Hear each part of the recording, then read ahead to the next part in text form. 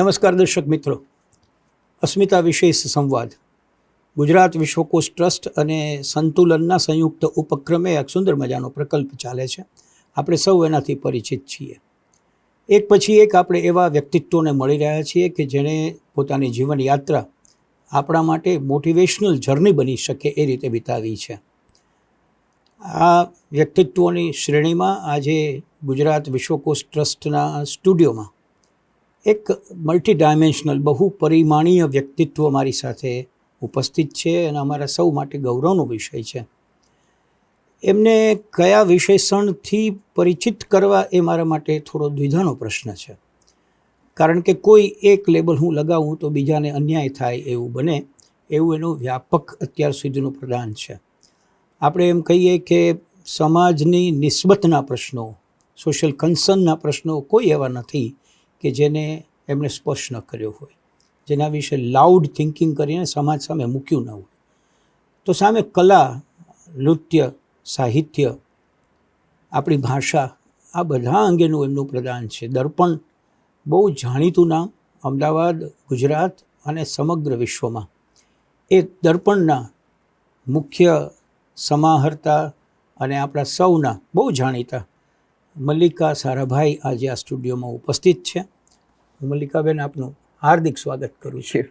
બહુ જ આનંદ છે કે આપ આજે સમય ફાળવીને અહીં પધાર્યા છો. મેં હમણાં કહ્યું એ પ્રમાણે અમારો ઉદ્દેશ બહુ સ્પષ્ટ છે. શ્રોતાઓને અને ખાસ કરીને આવતી પેઢીને એ કહેવું છે કે અત્યારે આપણને એમ લાગે કે મલ્લિકાબેન તો કેટલા બધું પ્રાપ્ત કર્યું છે, પણ એ મલ્લિકાબેને ઘણી બધી પરિશ્રમની યાત્રા કરી છે, પ્રસ્વેદ પાડ્યો છે, મુશ્કેલીઓ આવી છે, એને ઓવરકમ કરી છે, ત્યારે અત્યારે જ્યાં બેઠા છે તે બેઠા છે. આ જર્ની લગભગ આપણે આજના યુવાનો સુધી નથી પહોંચાડતા હોતા. નામથી અને આજના પદથી લોકો ઓળખે છે, પણ બિહાઇન્ડ ધ કર્ટન શું છે એની વાત કરવા માટેનો આ સંવાદ છે. એકદમ નિજી ઇન્ફોર્મલ ગોષ્ઠી છે, પણ મારી એવી અપેક્ષા છે કે આપણે શરૂઆત આપણા બચપણથી, આપણા માતા પિતાથી અને આપણા ઉછેરથી કરીએ.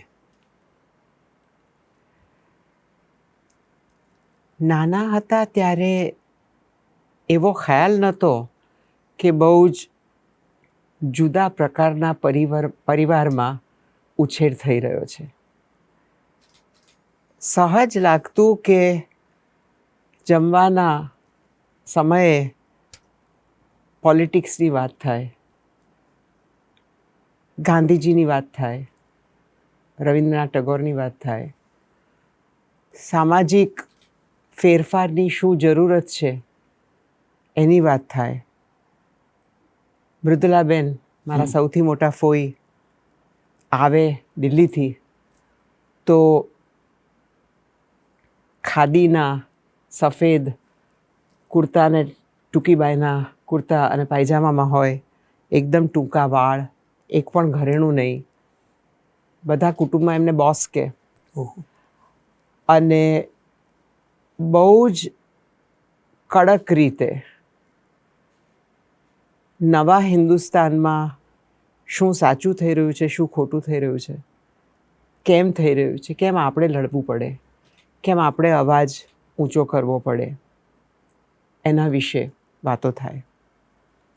મોસાળમાં જઈએ તો મારી નાની અમ્મુ સ્વામિનાથન એ આપણા કોન્સ્ટિટ્યુશનની સિગ્નેટરી હતી.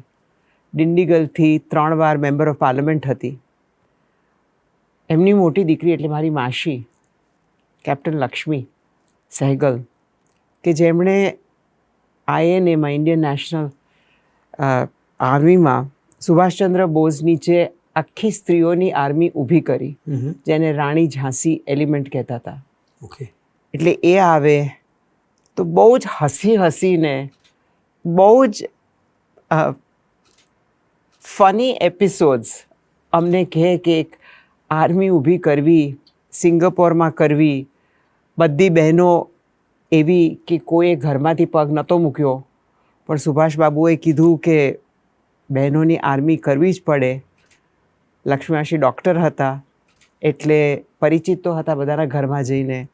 કેવી રીતે એક ઘરમાં જઈને બહેનોને કહેવું કે આપણે હિન્દુસ્તાનની સ્વતંત્રતા માટે લડી રહ્યા છીએ હમ. અને ગાંધીજી જેવી રીતે કહે છે એવી રીતે ન જીતાય એટલે આપણે આર્મીને અટેક કરવું પડે. કેવી રીતે એ લોકોને બંદૂકોની ટ્રેનિંગ મળી એ એક તરફ એકદમ, અને કેવી રીતે લક્ષ્મીમાસી ઇન્ડિપેન્ડન્સ પછી કોમ્યુનિઝમમાં માનતા થયા, કેમ કોમ્યુનિસ્ટ હતા, રેલ રોકોની વાતો થાય, લક્ષ્મીમાસીના ફોટા આવે કે રેલવે ક્રોસિંગ પર સૂઈ ગયા છે. હો. એટલે આવું બધું બહુ જ સામાન્ય હતું. અમ્મા અને પપ્પા, અમ્મા તમિલનાડુ અને કેરલાના, જ્યારે એ લોકો પરણ્યા ને જ્યારે અમે મોટા થતા હતા ત્યારે એ લોકો વચ્ચે એક જ ભાષા હતી કે જેમાં એ વાત કરી શકતા હતા, અને તે હતી અંગ્રેજી. અચ્છા. પણ કાર્તિકે, અમારો મોટો ભાઈ ને હું જ્યારે ઉછળતા હતા ત્યારે બહુ જ ચોક્કસાઈ હતી કે ગુજરાતી તો પહેલાં શીખવાનું છે. હમ, હમ.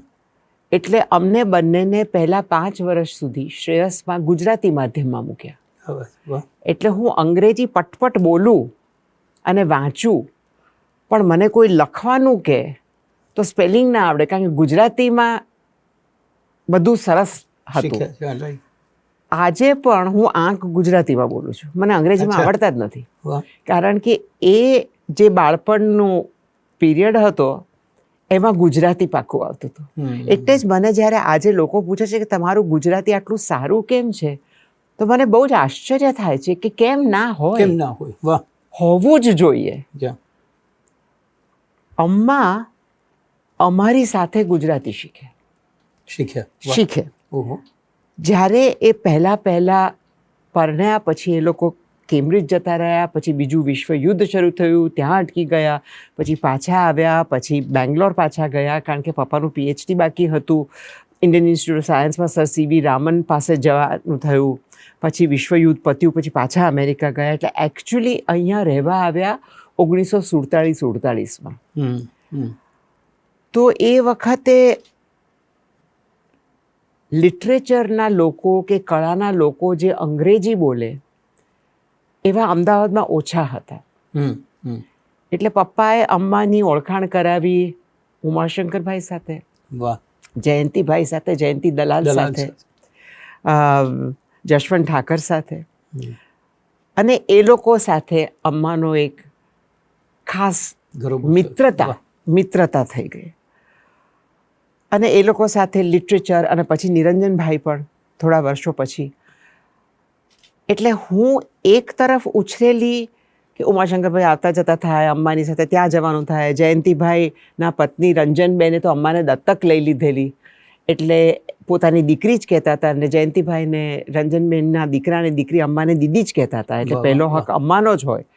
અને વર્ષો સુધી રંજનબેન ખાલી ગુજરાતી બોલે ને અમ્મા ફક્ત અંગ્રેજી બોલે, હા. અને એકબીજાનો હાથ પકડી ઓહ. અને બેસે. અને અમ્માને કોઈ દિવસ એવું ન લાગવા દીધું એમણે કે મારું ખરું પરિવાર મારો ઠેઠ મદ્રાસમાં છે. વાહ. એટલે વર્ષો સુધી દર બીજે ત્રીજે દિવસે ત્યાં જમવા જવાનું.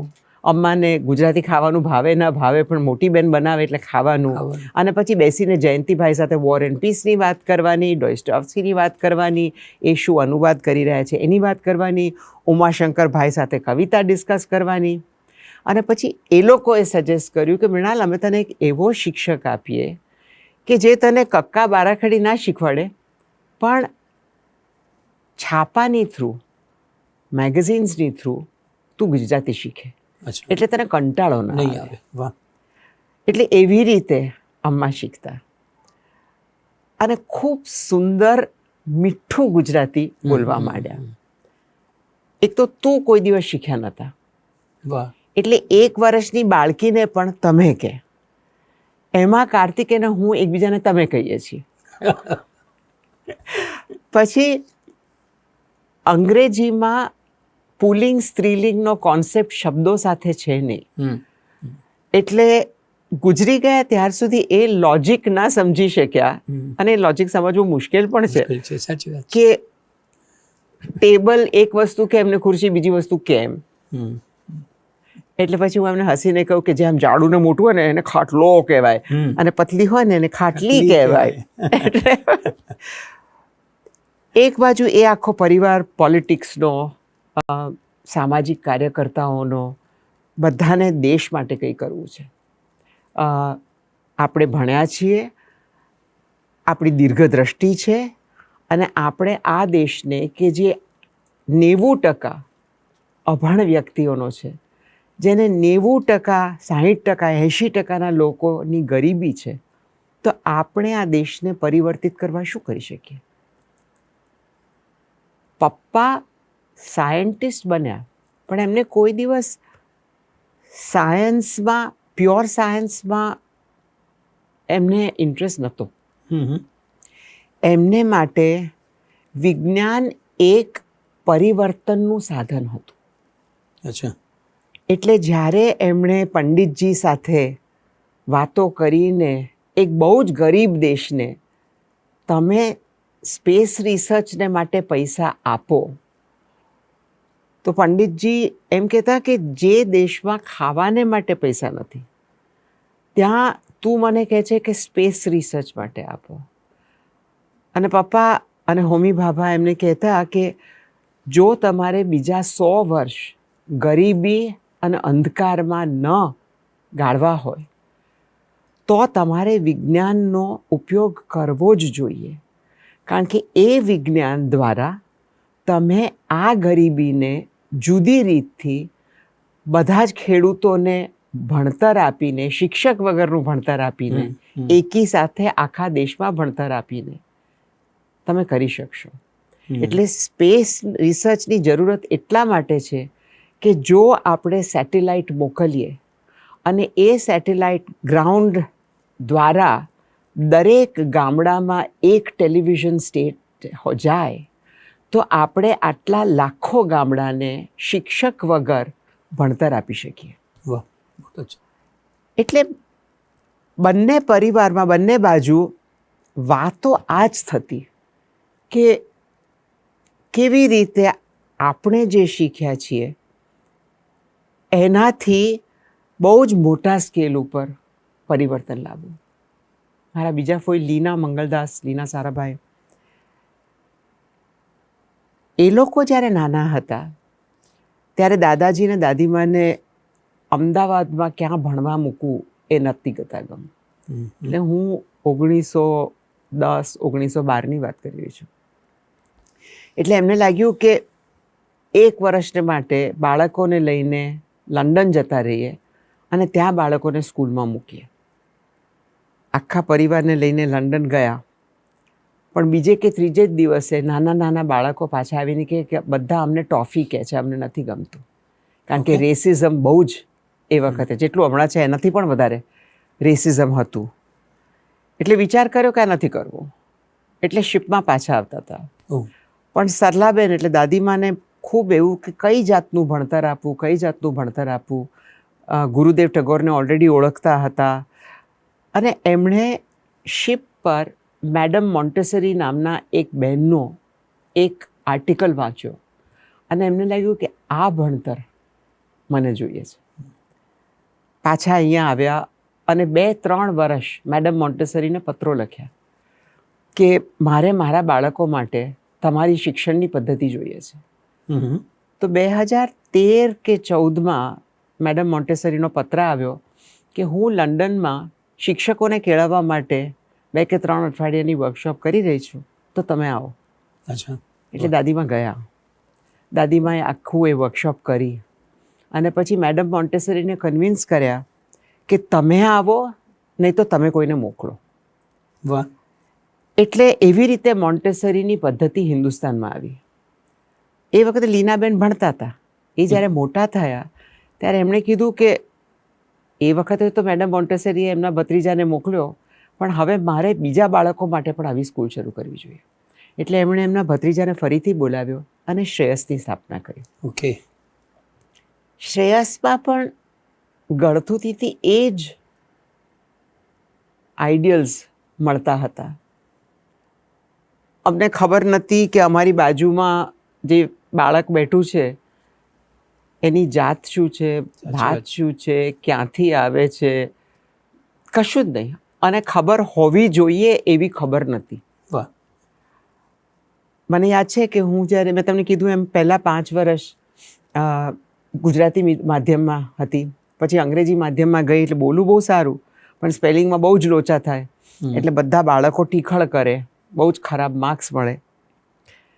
અને હું 11 વર્ષની હતી ત્યારે દુનિયાભરમાં એક SOS વિલેજ મૂવમેન્ટ કરીને એક સંસ્થા શરૂ થઈ. અને એ સંસ્થાનો ધ્યેય એ હતો કે જે બાળકો અનાથ છે એને અનાથ આશ્રમમાં મૂક્યા સિવાય એમને એવી બહેનો સુધી, એવી બહેનો સાથે એક પરિવાર બનાવવો જોઈએ કે જે બહેનો પણ અનાથ છે, કે જેમના વર નથી, જેમના બાળકો નથી. એ લોકોને માતૃત્વ જોઈએ છે, બાળકોને માં જોઈએ છે.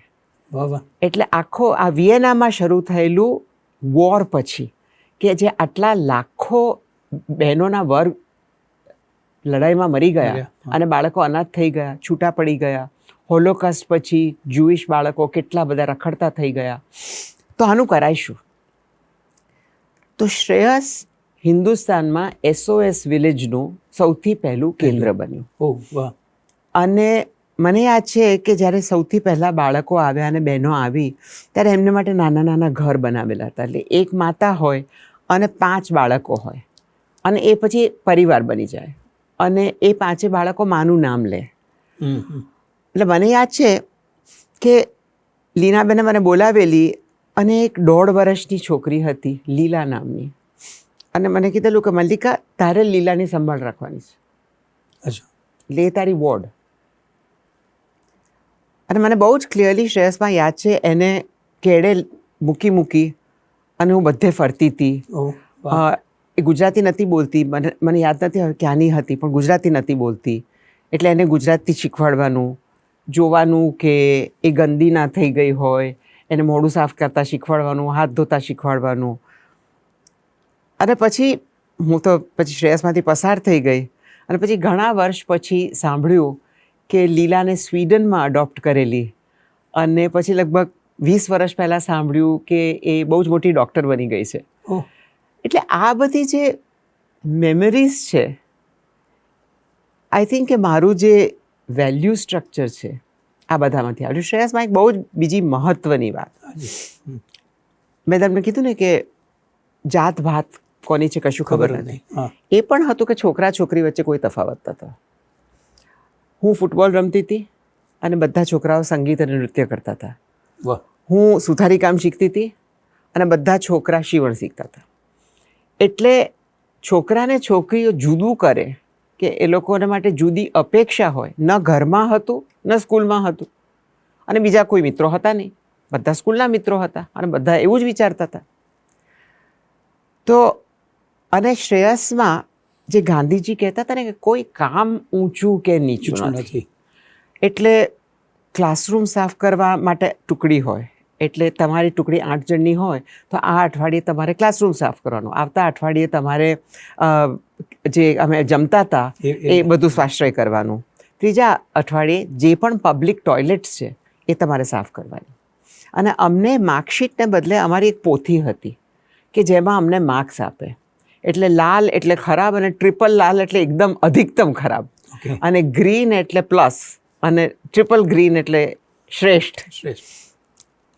તો એ વખતે લગભગ સૌથી મુશ્કેલ કામ 300 બાળકોના ટોયલેટ્સ સાફ કરવાનું રહેતું હતું, પણ કરતા હતા. અને મને આજે પણ ખબર છે કે ટોયલેટ્સમાં જ્યારે મને ટ્રિપલ પ્લસ મળે ત્યારે મને એટલી બધી ખુશી થતી હતી. આજે હું કહું યસ ડીડ ઇટ, પણ એ વખતે ખબર નહીં એવું કહેતી હતી કે નહીં, પણ ખૂબ ખૂબ ખૂબ ગર્વ થતું હતું કે આપણે 300 બાળકોના ટોયલેટ્સને ચકાચક રાખ્યા.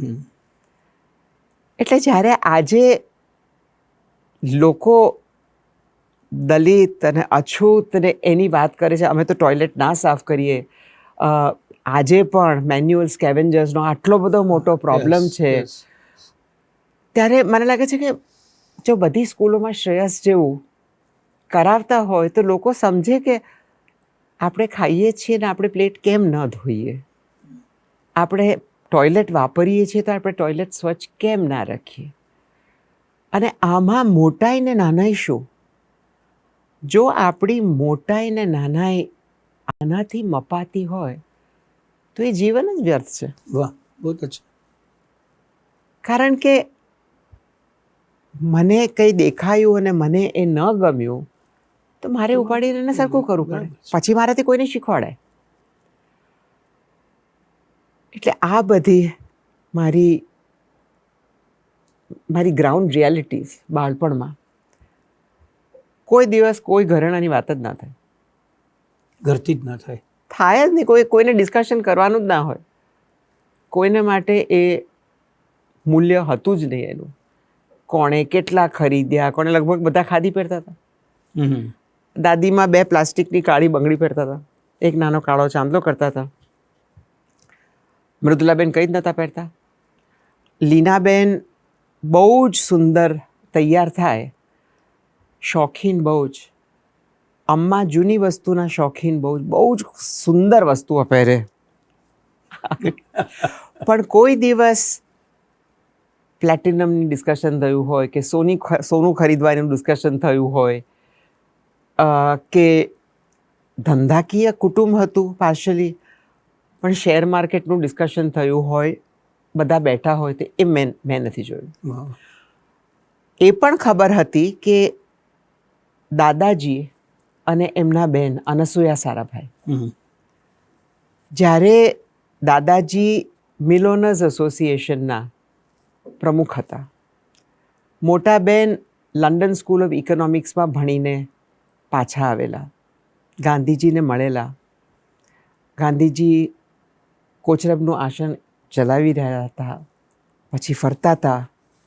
કોચરબના આશ્રમમાં પહેલાં દલિત ભાઈ બહેન આવ્યા અને ગુજરાતના શેઠિયાઓએ પૈસા આપવાના બંધ કરી દીધા. અને પાઠમાં વાંચતા હતા કે એક ગાડીમાં એક વ્યક્તિ આવ્યા અને બારી ખોલી અને એક બ્રીફકેસ આપી અને એનાથી કોચરબ આશ્રમ 1 વર્ષ ચાલ્યું. 20 વર્ષની થઈ ત્યારે ખબર પડી કે દાદાજી હતા. ત્યાર સુધી કોઈએ ડિસ્કસ કર્યું નહોતું, કોઈએ કીધું નહોતું. પણ જ્યારે મિલ ઓનર્સને મિલ વર્કર્સે સ્ટ્રાઇક કરી, જ્યારે મોટાબેન મિલ વર્કર્સ સાથે કામ કરવા માંડ્યા અને કીધું કે તમને આટલો ઓછો પગાર મળે છે, ખોટું છે, આપણે હડતાલ કરીએ, અને એમણે એમના મોટા ભાઈની સામે હડતાલ કરી. એક જ ઘરમાં રહે. સવારના દાદાજી ગાડીમાં બેસીને મિલમાં જાય, મોટાબેન ચાલીમાં જાય અને ત્યાં ચાલીના બાળકોને ભણાવે, એ લોકોના વાળમાંથી જૂ કાઢે, એ લોકોને કેવી રીતે નવડાવવાનું હોય બહેનોને શીખવાડે. અને પછી ન રહેવાયું ત્યારે મિલ વર્કરની સ્ટ્રાઇક કરી. અને સ્ટ્રાઇકમાં કંઈ આગળ ના વધ્યું એટલે કોઈએ કીધું કે ગાંધીજીને બોલાવો. એટલે ગાંધીજી આવ્યા. ગાંધીજીએ મિલ વર્કર્સને બી સાંભળ્યા, મિલ ઓનર્સને બી સાંભળ્યા અને છેવટે નક્કી કર્યું કે આ જો ઉકેલ કરવો હોય તો હું ભૂખ હડતાલ પર બેસું છું. અને એ સૌથી જાણીતું છે કે એ એમની સૌથી પહેલી ભૂખ હડતાલ હતી. અને એમણે જે આખે પછી સ્ટ્રેટેજી કરી બ્રિટિશની વિરુદ્ધ, એ અમદાવાદમાં એક ભાઈ જે મિલોનર્સના અવાજ હતા અને એક બહેન કે જે મિલ વર્કર્સની અવાજ હતી, એ બેની વચ્ચે સમાધાન કરાવી અને મિલો આગળ ચલાવી. એ વાત સાંભળેલી ઘરમાં. એ પણ સાંભળેલું કે દાદાજી જ્યારે મિલમાં જાય ત્યારે એમનો જે ડ્રાઈવર હતો એ લખે કેટલા કિલોમીટર થાય છે ઘરથી તે મિલ સુધી. પછી મિલેથી ઘરે જતાં ઘણીવાર એમને પપ્પાને મળવા આવવું હોય કે કોઈ બીજાને મળવા જવું હોય તો એ લખાય. અને એ જે એમના પ્રાઇવેટ કામને માટે ગાડી વપરાતી, મિલની ગાડી, એ પૈસા એ પોતાના સેલરીમાંથી મિલને પાછા આપતા. એટલે આ બધું ચાંપલું ને દોઢ ડાયું મારે માટે નહોતું. આજે જ્યારે આપણે અસત્યમેવ જયતેની દુનિયામાં જીવી રહ્યા છીએ અને આપણે જોઈ રહ્યા છીએ કે અસત્ય ને ચોરી ને હિંસાથી જ વધુ પડતા આગળ વધી રહ્યા છે લોકો, ત્યારે એમ લાગે છે કે એવો સમય હતો ખરો કે જ્યાં ખરેખર આ મૂલ્યો હતા અને હું દોઢ ડાઈ બની રહી છું આ મૂલ્યોને પકડીને. કે હું ચાંપલી બની રહી છું આ મૂલ્યોને વરીને. પણ આઈ સપોઝ ડીએનએમાં એવા ઘૂસેલા છે હા, યસ. કે લોકો કહે છે ને કે આજે ધંધો કરવો તો બાંધછોડ તો કરવી જ પડે. નથી થતી, મારાથી તો નથી થતી. પરિવારના બીજા લોકો કરે છે કે નહીં હું નથી જાણતી, પણ મારાથી નથી થતી. અને એનો ખૂબ ખૂબ ખૂબ લાતો ખાધી છે, લાફા ખાધા છે. પણ હજુ પણ હું માનું છું કે અહિંસા સિવાય કોઈ રસ્તો નથી. અંગ્રેજીમાં કહે છે ને કે યુ મસ્ટ ટોલરેટ ડિફરન્સીસ. એમાં મારો વાંધો છે. મને નથી લાગતું કે ડિફરન્સીસ ટોલરેટ કરવા જોઈએ. ડિફરન્સીસ એક્સેપ્ટ કરવા પડે. ટોલરેટ એટલે ઓલરેડી હું અચ્છા કરી લે, મને નથી ગમતું પણ તું કરી લે. મને લાગે છે કે આપણે એવા કટોકટીના સમયે દુનિયામાં ઊભા છીએ કે આપણે ફરીથી એમ કહેવું જરૂરી છે કે હું દેવીને મારી છાતી પર લઈને નથી ફરતી, મને જરૂર નથી. મારી શ્રદ્ધા એ મારી અંદર છે. બીજાની શ્રદ્ધા પણ પોતાની અંદર રહે, મારે એમાં કોઈ ઇશ્યુ નથી. અને ન હું તમને આવીને કહેવાની છું કે તમારે મારા જેવું જ કરવું પડશે. બીજું કે મારી એક જ ઓળખાણ નથી. તમે જ બહુ સરસ રીતે મારા ઇન્ટ્રોડક્શનમાં કીધું, પણ મારી એક ઓળખાણ નથી. હું જુદી જુદી ઓળખાણમાં તમારી સાથે મારે કંઈ કોમન હશે, કેમેરામેન સાથે મારે કંઈ કોમન હશે, કોઈ બીજા સાથે મારે કંઈ કોમન હશે. એ બધી ઓળખાણમાં આપણે સાથે છીએ. તો એને આપણે નાની કરીને એક ઓળખાણ કરી દઈએ છીએ. અને એ ઓળખાણ મને નથી ગમતી કરીને કેવી રીતે હિંસક બની શકીએ એ દુનિયા મને બહુ ગભરાવે છે. કારણ કે હું ખરેખર માનું છું કે આપણા બધામાં સૂર્ય છે ને અંધારું છે. આપણા બધામાં. અને આપણે એવો સમાજ બનાવ્યો છે કે જેમાં પાવર અને સત્તા જમાવી રાખવા માટે આપણને વધારે ને વધારે ડરાવીને ફક્ત અંધારું બહાર લાવવામાં આવે છે. કારણ કે જે લોકો ગભરાયેલા હોય, જે લોકો અંધારામાં હોય, એમને શંકાથી ભરી દેવામાં વાર નથી લાગતી. પણ જે લોકોમાં સૂરજ હોય એ લોકોને એની જરૂર નથી. એટલે જો તમે મને એમ પૂછો કે આટલા વર્ષથી મારું કામ, એ પછી તમારા જેવા ઇન્ટરવ્યૂ આપવામાં કે મારી કળામાં કે ફિલ્મો બનાવવામાં કે લેખનમાં કે કોલમ્સ લખવામાં કે લેક્ચર્સ આપવામાં, મારું મૂળનું કામ શું છે, તો હું તમને એમ કહીશ કે મને ખબર છે કે મારો સૂરજ મારી અંદર જ્યારે ઉગેલો હોય છે ત્યારે એ ગરમાશ હું બીજાને પણ પહોંચાડું છું તો મારી જિંદગી કેટલી સાર્થક લાગે છે મને. તો હું જો બીજાને એ ભરોસો આપી શકું કે તમે ફક્ત ટ્રાય કરો, બીજું કંઈ નહીં, ટ્રાય કરો, કશા પણ વિચાર વગર એમ જ કોઈને મદદ કરો. કંઈ નહીં તો દરરોજ 4 રસ્તા પર જે તમને ભિખારી મળે છે ને એને નામ પૂછો અને એને હલો કહો. તમારે પૈસા આપવાની જરૂર નથી. એને એમ તો કહો કે હું એક્સેપ્ટ કરું છું કે તમે છો, કે હું ગાડીમાં છું ને તમે રસ્તા પર છો એટલે તમે ઓછા તમે નથી બનતા. કાલે હું પણ ત્યાં હોઈ શકું. આપણે જે નમસ્કાર કરીએ છીએ ને, હું મારા અંતરાત્માથી તમારા અંતરાત્માને મળું છું. એ અંતરાત્માને અડીને તો જુઓ, તો તમને ખબર પડશે કે બધું ધિક્કાર નથી. અને બધું ધિક્કાર કરવામાં ના આપણને કંઈ મળે છે ને કોઈ બીજાને મળે છે. આપણે જો હંમેશા મારામાંથી આ કોઈ લઈ લેશે એની ચિંતામાં રહેવાનું હોય તો મારી જિંદગી શું, એ ડરની જ જિંદગી છે. લઈ લો ને, શું થશે? મને બધા જ દર્પણમાં બધા મારા સાથીદારો કહે છે કે તું બહુ ભોળી છે. દીદી તમે બહુ ભોળા છો, તમે બધા આટલા લોકોને વિશ્વાસ ના કરો. મને શીખવાડેલું કે વિશ્વાસ જ કરો, બીજા વ્યક્તિને વિશ્વાસુ બનવાનો મોકો આપો. મોકો આપો. વાહ. લાફો ખાશો તો ખાશો. મારી એક મુશ્કેલના સમયની અને બહુ મુશ્કેલના સમયો વીત્યા છે, બહુ લાંબા દુઃખના અને અંધારાના સમય વીત્યા છે, અને મારી એક ફેવરેટ વાર્તા છે હાજી. જે મને મારા એક લેખક મિત્ર હતા, મનોહર આશી, ભોપાલમાં, જેણે અમારી સાથે દર્પણમાં અમ્માના કામના ઘણા બધા અનુવાદો કરીને અમે હિન્દીમાં પ્રસ્તુતિઓ કરી છે. એકવાર હું ઘણા લાંબા ડિપ્રેશનમાં હતી અને મારી જાતને પૂછતી હતી કે, અને એમની સાથે વાત કરતી હતી કે સારા બનીને ફાયદો શું? કંઈ જ મળતું નથી, ગાળો ખાવી પડે છે, લાફા ખાવા પડે છે, તો સારા બનીને શું ફાયદો? અને એણે મને એક આપણા ધર્મમાંથી જ વાર્તા કીધી કે એક ઋષિ એક નદીના કાંઠે બેઠા હતા અને સામે કાંઠે એક માછીમારો માછી પકડતો હતો, અને એક વીંછી ચાલતો ચાલતો આવી અને ઋષિને જાંઘ પર કરડ્યો. એટલે ઋષિએ ઉચકીને દૂર મૂક્યો અને પાછા તપ કરવા બેઠા.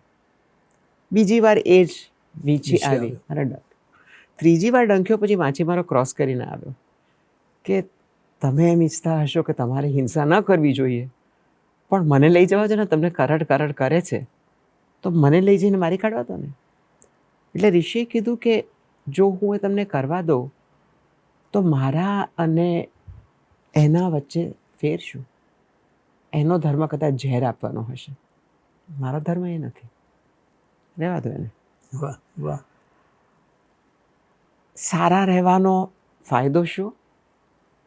સારા રહો છો એ જ ફાયદો એ જ છે. ફાયદો છે. સવારના ઉઠીને અરીસામાં મોઢું જોઈને સાચે સાચું એમ કહેવાય કે ગઈકાલે મેં જાણી કરીને કોઈને દુઃખ નથી પહોંચાડ્યું, કોઈને ચીટ નથી કર્યા, કોઈના ઉપર ખોટો વ્યવહાર નથી કર્યો. That is it's reward. Absolutely absolutely. એટલે જિંદગીમાં ઉતાર પડાવ બહુ આવે. પહેલાં હંમેશા લોકો પૂછતા હતા કે તને શું દબાવ છે તારા મમ્મી પપ્પાનો? એ લોકો બંને જણ આટલા બધા જાણીતા છે, આટલા મહાન છે, તને બહુ પ્રેશર હશે. કોઈ દિવસ પ્રેશર નહોતું, કારણ કે અમ્મા અને પપ્પાએ કોઈ દિવસ એમ નહોતું પૂછ્યું, એમ નહોતું કહ્યું કે તું નૃત્ય જ કરજે, કે તું સાયન્સ જ કરજે, તું અમારું નામ ન ડબોળી દેતી. એવું કોઈ દિવસ હતું નહીં. એક બહુ જ સહજ પાર્ટનરશિપ હતી 4 જણની. વાહ વાહ. અમે જ્યારે મોટા થતા હતા, અને સામૂહિક કોઈ ડિસિઝન લેવાનું હોય તેમાં બાળકો ગમે તેટલા નાના હોય પણ એમને ઇન્વોલ્વ કરવાના, એમનો અભિપ્રાય લેવાનો, તો છે. વાહ. એમને અભિપ્રાય લેતા શીખવાડવાનો, અને પછી જો 4 જણ માને તો આગળ ચાલવાનું, નહીં તો ત્યાર સુધી ડિસ્કશન કરવાનું. એટલે 3-4 વર્ષે અભિપ્રાય ઊભો કરીને અભિપ્રાય વ્યક્ત કરવાનું શીખવું પડ્યું. અને અભિપ્રાય જુદો હોઈ શકે, અને છેવટે પપ્પા એમ કહી શકે કે મલ્લિકા તું નથી સમજતી અત્યારે, કે તું નથી માનતી, પણ હું તારાથી મોટો છું એટલે તું 14 વર્ષની થશે કે તું 18 વર્ષની, જે પણ પ્રશ્ન હોય, ત્યાર સુધી તારા વાલી તરીકે મારે આમાં ડિસિઝન લેવું પડશે. હું ઈચ્છું છું કે કોઈ દિવસ તું સમજે. આજે તને ભલે ગુસ્સો આવે, પણ હું આ પગલું જો તને ભરવા દઈશ તો મારા સામાજિક અનુભવને કારણે હું એમ કહું છું કે આગળ જતાં તું પસ્તાઈશ અને ત્યારે તું મને કહીશ કે અમ્મા તમે મને કેમ ના રોકી. કેમ ના? પણ એવું કોઈ દિવસ નહીં કે મેં કીધું ને કરો, મેં કીધું ને પૂછો નહીં. કોઈ દિવસ નહીં. પૂછો, ડિસ્કશન કરો. ઘણીવાર એવું બનતું કે મારે કંઈ સ્ટેન્ડ લેવું હોય, અમ્મા કે ના, પણ ના એટલે ના નહીં, બેસીને સમજાવે કેમ. આપણે વાત કરી કે ડિસ્કશન થાય અને પછી જે વડીલ તરીકે જે એમને સજેસ્ટ કરવાનું હોય, પણ પછી સહજતાથી સ્વીકારાઈ જાય ખરું? સહજતાથી નહીં, બહુ ગુસ્સો કરીને, છણકા કરીને, હા હા. પણ પણ એ સ્વીકારતા. પણ એલાવ હોય. એ પણ અલાઉડ હતું. ઓહ. એ પણ અલાઉડ હતું. પછી 2 વર્ષ પછી જ્યારે અમ્મા કે પપ્પાને એમ લાગે કે હવે એ સમજશે, ત્યારે ડિસ્કશન ફરીથી ખુલે. ખુલે. ઓહ વાહ. તો પણ હું જો ડિસએગ્રી કરતી હોઉં તો પાછું 2-3 વર્ષ પછી ફરીથી ખુલે. અને એવું એક પણ ડિસ્કશન નહોતું કે જ્યાં મેં કોન્ટ્રરી પોઝિશન લીધી હોય અને પછી હું સમજી ના હોઉં. ઓહો. એ પણ ખરું. હા. વાહ. એમાં સૌથી મોટું હું તમને કહું, હાજી. મેં તમને કીધું ને કે અમને છોકરા અને છોકરી તરીકે, પુરુષ ને સ્ત્રી તરીકે ન ઘરમાં ન શ્રેયસમાં કરેલા. અને મારું પહેલું જો એન્કાઉન્ટર હોય તો હું 14.5 વર્ષે SSC કરીને સેન્ટ ઝેવિયર્સ કોલેજમાં ગઈ. અચ્છા. ઓહ. અને પહેલી વાર ક્લાસમાં 6 કે 8 બાળકો કે જેને તમે હંમેશા ઓળખ્યા છે એને બદલે 100 વ્યક્તિનો ક્લાસ. અને પહેલેથી જ છોકરીઓ આગળ બેસે ને છોકરાઓ પાછળ બેસે. છોકરીઓ છોકરાઓ સાથે વાત ના કરે. લગભગ 60-70% ઝેવિયર્સ અને માઉન્ટ કાર્મેલમાંથી આવેલા. એટલે ઝાડની પાછળ પ્રેમ ચાલે પણ ખુલ્લામાં કરવાનું નહીં. એટલે સમજ જ ના પડે કે શું ચાલી રહ્યું છે. એમાં અનંગ દેસાઈ એક્ટર Actor. અને હું બંને શ્રેયસમાંથી આવેલા, બંને સરખા ક્લાસમાં હતા. અને અમે એકબીજાની સામે પૂછે થાય છે શું, આ કેમ આવું બિહેવિયર કરવાનું. અને ઇકોનોમિક્સ લીધેલું.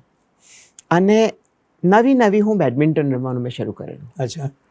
અને ઝેવિયર્સના કોર્ટમાં રમવું. હવે ઝેવિયર્સના કોર્ટની વચ્ચે અને કેન્ટીનની વચ્ચે એક જાળી ખાલી. આટલા નાની શોર્ટ્સ પહેરીને રમું તો આજુબાજુના બધા છોકરાઓ મને જોવા કેન્ટીનમાં આવે. અને મારો ક્લાસ પણ કંઈ ગજબ હતો. મારા ક્લાસમાં પરવીન બાબી, અચ્છા. મારા ક્લાસમાં કવિતા ભંભાની કે જે મિસ ઇન્ડિયા બની એ Yes, વર્ષે, yes.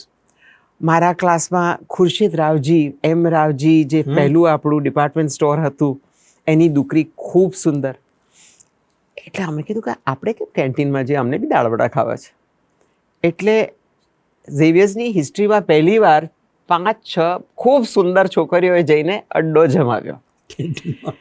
એટલે આજે પણ મને એવા વ્યક્તિઓ મળે છે કે જે અમે HKમાં હતા એ વખતે, કે અમે HLમાં હતા, અમે તમને જોવા જ આવતા હતા.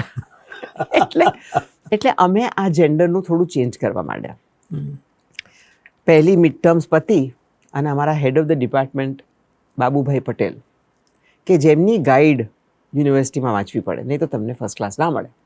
ઓકે. મેં કીધું આવું કેવું કે ગાઈડ વાંચવી પડે, હું તો ટેક્સ્ટ બુક વાંચું છું. તો મને બહુ જ ખરાબ માર્ક્સ મળ્યા. એટલે હું એમની પાસે ગઈ. એટલે મને કહે કે આવા કપડાં પહેરીને ફરો છો તો ફર્સ્ટ ક્લાસ ક્યાંથી મળે? એટલે મેં કીધું કે બાબુભાઈ તમે મારા માર્ક્સ જુઓ છો કે મારા ટાંટિયા? એટલે ફાધર પાસે લઈ ગયા તો રસ્ટિગેટ કરી કાઢી 3 અઠવાડિયા. એમ? તો બધા જોવા આવે કે આ પહેલી છોકરી છે ઝેવિયર્સની હિસ્ટ્રીમાં કે રસ્ટિગેટ કરી છે. તો રસ્ટિગેટ કેમ કરી? એટલે ત્યારથી મારું તો યુદ્ધ શરૂ થઈ ગયું ઇકોનોમિક્સ ડિપાર્ટમેન્ટમાં. એટલે છોકરી શું છોકરો શું એવું કંઈ હતું નહીં. અમ્મા ઘરમાં બધા મારા મિત્રો આવે, છોકરીઓ હોય છોકરા હોય, રાતના રહે બહાર ગાર્ડનમાં, અમે કેમ્પ સાઇટ કરીએ, આ બધું ચાલતું. પછી ફિલ્મ જોવા જવું હોય અને અમ્માનો એવો રૂલ કે તમે ગ્રુપમાં ફિલ્મ જોવા જાઓ, તું એકલા છોકરા સાથે ના જા. મેં કીધું અમ્મા તમે મને રૂમમાં આખી રાત એકલા છોકરા સાથે જવા દો છો તો પછી ફિલ્મ જોવા કેમ ના જાઉં? એને કીધું માલિકા કારણ કે તું 14 જ વર્ષની છે અને લોકોમાં ખોટી ઇમ્પ્રેશન આવશે અને પછી લોકો તને એવા નામ આપશે કે જે તને બહુ દુઃખ પહોંચાડશે. નહીં. બરાબર. કે હું નથી એમ કહેતી કે હું તને ટ્રસ્ટ નથી કરતી. જો આટલી 14 વર્ષની છોકરીને હું ટ્રસ્ટ ના કરી શકું તો મેં પહેલા 5 વર્ષમાં કંઈ તને શીખવાડ્યું જ નહીં હોય. હા, કર્યું છે. રાઈટ. પણ અને ઘણીવાર એવું થાય કે ફિલ્મ જોવી જ હોય અને એક જ છોકરો હોય એટલે પછી ના જોવા દેવાય અને ગુસ્સો આવે બહુ જ. 18 વર્ષની થઈ ત્યારે સમજી કે એવા નામ આપી દીધા હોત લોકોએ, એ પણ આપેલા. મેના ગુર્જરી કરતી હતી ત્યારે સ્મોક કરતી હતી. સ્મોક એટલા માટે કરતી હતી કે મનમાં કોઈએ ભરેલું કે સ્મોક કરીએ તો ભૂખ ના લાગે અને ભૂખ ના લાગે તો ઝાડા ના થવાય. અને બીજું કે IIMમાં ભણેલી હતી અને IIMમાં ગ્રુપ વર્ક કરવું પડે અને ગ્રુપ વર્ક કરતા હોય અને 9 જણ 10માંથી સ્મોક કરતા હોય તો બીજે દિવસ સવારના તમારા વાળથી માંડીને તમે બધા સ્મોકનો જ એટલે પછી કંટાળીને કોઈને કંઈ એક પફ આપો એટલે કોઈ એક પફ આપે. મેના ગુર્જરી કરતી હતી ત્યારે શોર્ટ પછી બેસીને સ્મોક કરું તો આપણા 2 જે સૌથી જૂના ન્યૂઝપેપર્સ છે એમાં એક બહુ જ જાણીતા ફિલ્મના લેખક હતા. એમણે હેડલાઇન એવું કર્યું કે મલ્લિકાને એટલી પણ શરમ નથી કે છુપાઈને સિગરેટ પીએ. અચ્છા, અને છુપાઈને પીવે તો વાંધો નથી. તો વાંધો નહીં. અને ત્યારે પહેલીવાર મોટા પાયા પર સમાજ કેટલો દંભી છે એ સમજ પડી. કરો એનો વાંધો નથી, પણ છુપાઈને કરો, જુઠ્ઠું બોલીને કરો, જે કરવું હોય તે કરો, પણ આગળ એકદમ આમ સરસ. અંદર તમે ગમે તેને મારતા હો, ગમે તેટલાની જિંદગી લેતા હો, ગમે તેટલાનું પૈસાનું કરી કરતા હોય, પણ તિલક લગાડીને ફરીએ ને માળા કરીએ ને 5 વાર મંદિરમાં કે મસ્જિદમાં જઈએ તો બધું બરાબર છે. અને એટલે બહુ જલ્દી એમ નક્કી કરેલું કે આ સમાજનું મારે કોઈ અપ્રુવલ નથી જોઈતું. જો આ જ સમાજ હોય તો હું મને જે લાગે છે એ માર્ગ પર ચાલીશ. કોઈ બીજાને હાનિ નહીં કરું, પણ કોણ શું કહેશે એ મારે માટે કોઈ દિવસ સવાલ નહીં હોય. અને આખી જિંદગી એવી રીતે કરી છે. ખૂબ ગાળો ખાધી છે. લોકોની વેશ્યા, મુસલમાનોની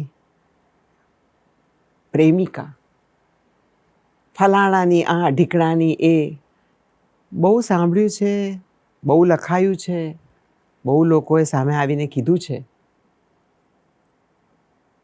એક સમય એવો હતો કે લાખો ઈમેલ્સ આવે અને ફેસબુક ઉપર ગાળો આવે. કોઈ મેં પગલું ભર્યું હોય પબ્લિકલી એના માટે. અને મેં એક દિવસ નક્કી કર્યું 15 વર્ષ પહેલાં કે હું આ લોકોને જવાબ આપું. એટલે સ્ત્રીઓ પબ્લિક લાઈફમાં હોય ને તો સૌથી પહેલું આક્રમણ એમના શરીર ઉપર થાય. યસ. અને એકદમ નીચ, નિમ્ન, એકદમ નીચ, તમને હું આમ કરી કાઢીશ એ પ્રકારનું પુરુષાત્વ બહાર આવે. નીચ, ડરપોક, પોતે એકદમ ઇનસિક્યોર એવા લોકોની ગાળો બહાર આવે. એટલે હું એમને જવાબ આપું કે મેં તમારું વાંચ્યું, તમને તમારો અભિપ્રાય તમારો છે, તમારો અભિપ્રાય છે, મેં સાંભળ્યો. તમને નથી લાગતું કે મને પણ તમારે એ હક આપવો જોઈએ? તમે ભલે મારો અભિપ્રાય ન માનતા હોય, પણ મારો અભિપ્રાય વ્યક્ત કરવાની ઇક્વલ તક તમારે આપવી જોઈએ કે નહીં? તમે માનશો નહીં, 50% લોકો કે જેમને આટલી ગંદી ગંદી વસ્તુઓ લખીને મોકલેલી, એમણે કીધું અમને માફ કરજો, અમે જાણતા નહોતા કે તમે જવાબ આપશો કે તમે વાંચશો, પણ અમે અમારો સમાજનો આક્રોશ તમારા ઉપર કાઢ્યો, એની માફી માંગીએ છીએ. એટલે હું જે અંધારા અને સૂરજની વાત કરતી હતી, કરવા જેવું છે.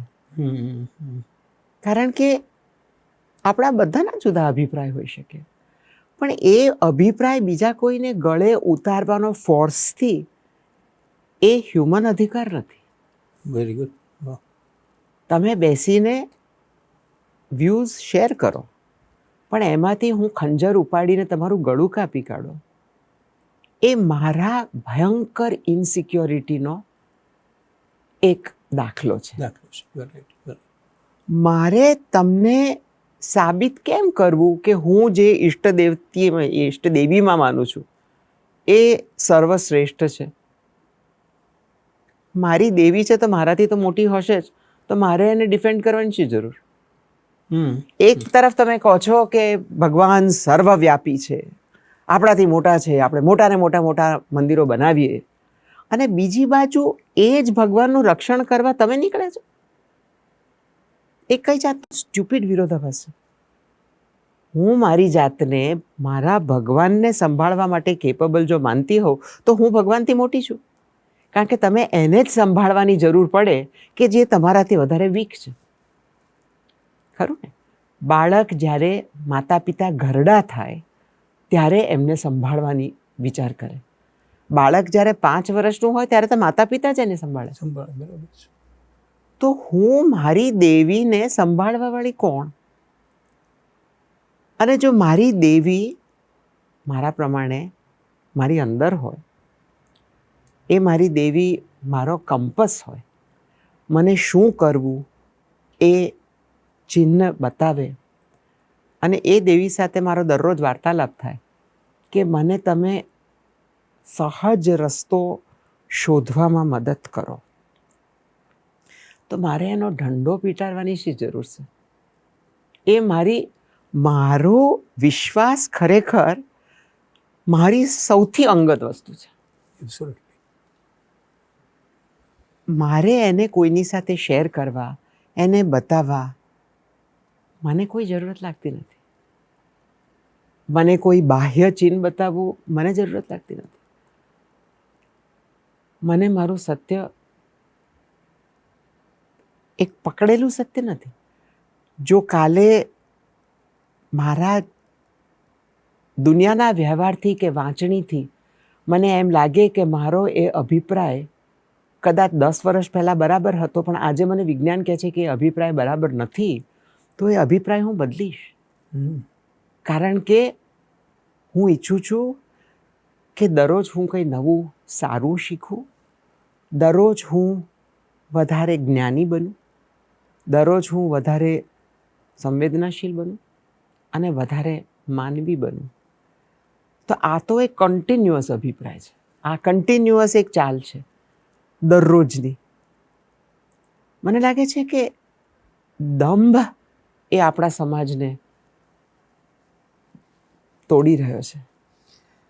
એવું જે આપનું કૌટુંબિક બેકગ્રાઉન્ડ હતું, જેમાંથી આપનું મૂળ પાયાના મૂલ્યોનું ઘડતર થયું, એ સમયે કોઈ વાંચન પ્રવૃત્તિ કે કોઈ બુક્સ કે એનાથી પણ કંઈ ઉમેરાણું એવું બન્યું હશે? હું તો બધું વાંચતી હતી, આજે પણ બધું વાંચું છું. હા. મેં ગુજરાતીના દરેક ગ્રંથ વાંચ્યા છે. તમે કોઈ પણ રાઇટરને કહો, પન્નાલાલ પટેલ તો ઘરમાં આવતા હતા, નાટકો કરતા હતા, અને આવા બધાનું બધું વાંચ્યું હતું હું નાની No હતી barriers. ત્યારે. નો બેરિયર્સ, નથિંગ.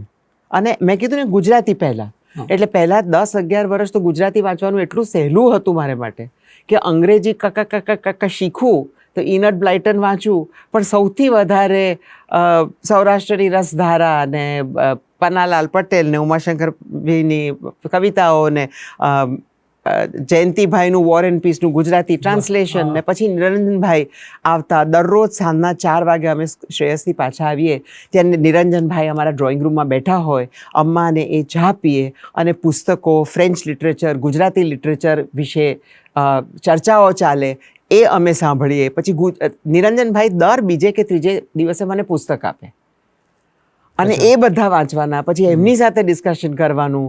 પછી કોઈ બીજું આવ્યું હોય, પપ્પા બધું નવું સાયન્સનું લઈને આવે. એટલે હું તો હજુ પણ મને એકલપણું નથી લાગતું, કારણ કે પુસ્તકો મારી સાથે છે. બહુ જરૂરી. અને મને હજુ પણ મને કોઈ કહે ને કે તારા આ 2 પ્લેનની વચ્ચે તારા બોમ્બે એરપોર્ટ પર 5 કલાક બેસવાનું છે, તો હું તો બહુ જ ખુશ થઉં છું કે મારાથી નિરાતે વંચાશે. કોઈ મને ડિસ્ટર્બ નહીં કરે, કોઈ મને એમ નથી કર્યું કે બેન આનું શું કરવાનું છે, ફલાણાનું શું કરવાનું છે, અને હું બેસીને વાંચી શકીશ. એટલે મારે માટે તો આજે પણ વાંચન. હવે કયા પુસ્તકે મને ઘડીને કઈ નથી ઘડી મને નથી ખબર. મને નથી ખબર. પણ પુસ્તકોનો સાથ તમને સતત ભર્યા અને રાખે છે. અને છે. અને અમે તો દર્પણમાં ગુજરાતી સાહિત્ય, ગુજરાતી ઇતિહાસને લઈને ખૂબ કામ કર્યું છે. કારણ કે આપણા જ લોકો આપણો ઇતિહાસ જાણવા માંગતા નથી. 2011માં જ્યારે અમદાવાદ 600 વર્ષનું થવાનું હતું, ત્યારે મારા આર્ટિસ્ટિક ડિરેક્ટર યાદવન ચંદ્રન અને મેં બેસીને બહુ વિચાર કર્યો કે શું કરીએ કે જે જુદું હોય અને ખરેખર અમદાવાદ શહેરને સેલિબ્રેટ કરે. એટલે અમે કડક બાદશાહી નામનો એક પરફોર્મન્સ કર્યો, જેના અમે 55 શોઝ, હાઉસફુલ શોઝ કર્યા. અને જે આજે પણ લોકો કહે છે કે તમે કડક બાદશાહી ફરીથી ક્યારે કરશો. અને એ એક એવો પરફોર્મન્સ હતો, એક એક્સપિરિયન્સ હતો, પરફોર્મન્સ પણ નહોતો, કે જ્યાં લોકો અમદાવાદના પ્રેમમાં પડ્યા ફરીથી. અને આ ઘણા બધા જે અત્યારે હેરિટેજ ક્લબ છે, કલ્ચર ક્લબ Yes, છે, yes, yes. એ બધા એ વખતે એ જોઈને શરૂ થયા. વાહ. અને આપણે જે હેરિટેજ સ્ટેટસ આપણને મળ્યું, એ યુનેસ્કોની આખી કમિટી પરફોર્મન્સ જોવા આવેલી. વાહ વાહ. અને એમાં એક જેપનીઝ બેન હતા, એમણે મને બોલાવીને કીધું કે today we understand Y it should be a heritage city. ક્યાં વાત. એટલે એવી રીતે સેલિબ્રેટ કરેલું. ઘણા વર્ષોથી અમે ગુજરાતી સાહિત્ય ઉપર કામ કરીએ છીએ, અને અમારી ઈચ્છા છે, અને વિશ્વકોશમાં બેઠી છું એટલે તો ખાસ કહીશ કે અમારું ખરેખર માનવું છે દર્પણમાં કે પરફોર્મન્સ એક એવી ભાષા છે કે જે બધી જ દિવાલ તોડીને તમારા આત્માને સ્પર્શે. વાહ રે વાહ. લોકોને વાંચવું ના હોય તો વાંચતા નથી, પણ તમને ગીત ના ગણગણવું હોય ને તો એ જો સુંદર ગીત હોય ને તે તમે ગણગણશો. અને ભલે પહેલાં તમે ફક્ત એનો ટ્યુન ગણગણશો, પણ ધીમે ધીમે શબ્દો આવશે, અને જો શબ્દો આવશે તો એ તમારા આત્મામાં એક વિચાર મૂકશે. વૃક્ષે. એટલે ખૂબ ઈચ્છા છે કે જે ગુજરાતના મહાન સાહિત્યકાર છે, કે જેને આજે કોઈ વાંચતું નથી, તમે એને 500 પાનાના પુસ્તકને 3 પેરેગ્રાફમાં કોઈ ટેક્સ્ટબુકમાં મૂકો તો એનો કોઈ અર્થ નથી. તો એક એવો પરફોર્મન્સ ક્રિએટ કરીએ, વિશ્વકોશ, અમે અને જે બીજા ગુજરાતી સાહિત્યમાં માનતા હોય, એક એવો પરફોર્મન્સ ક્રિએટ કરીએ કે ગુજરાતનું દરેક બાળક અને હિન્દુસ્તાનનું દરેક બાળક ગુજરાતના સાહિત્યમાં અને ગુજરાતના સાહિત્યકારોના વિચારમાં ફરીથી ડૂબી જાય. મેં પણ આ પ્રશ્ન એટલા માટે આપને પૂછ્યો કે વાંચન બહુ છૂટતું જાય છે. લગભગ એમ કહેવાય કે અધ્યાપકો કે શિક્ષકો પણ નથી જ વાંચતા. નથી વાંચતા. એટલા માટે મારે ખાસ ધ્યાન દોરવું હતું સૌનું કે ભાઈ પુસ્તકો જો તમારી સાથે હોય તો તમને ક્યારેય એકલતા સ્પર્શતી નથી. નથી જ. અને એ જેટલું મારા તમારા માટે સત્ય છે એટલું જ એમના માટે સત્ય છે. એવું માનવાને કારણ નથી કે ખાલી વિદ્રોહી સ્વભાવથી જ તમે તમારી વાત મૂકી શકો છો, બરાબર? કે બેડમિન્ટન રમતા હોય ને ચાલો આપણે કેન્ટીનમાં જઈએ, કે ચાલો આપણે સ્મોક કરી લઈએ, એ પણ એક ભાગ છે. અને મૂળ સાહિત્ય સાથે દોડવું, જેમાંથી પરફોર્મન્સ આવે, જેમાંથી આવતીકાલે કશું કરવાની ઈચ્છા જન્મે, એ પણ એક મોટો ભાગ છે. મને આપની પાસેથી એ જાણવામાં બહુ રસ છે કે શ્રેયસની જે 11 ધોરણ સુધીની યાત્રા રહી, એ સમયના કોઈ એવા શિક્ષકો કે એવા કોઈ યાદગાર, કારણ કે એ સમય બહુ જ મજાનો હોય છે. આપણો તરુણાવસ્થાને આપણે સ્પર્શ કરતા હોઈએ છીએ. અમારા હિન્દીના શિક્ષક હતા જે એટલા બધા કડક હતા કે અમને કહે કે તમારા આખા ક્લાસના માર્ક ભેગા થઈને પણ તમે એસએસસી પાસ નહીં કરો.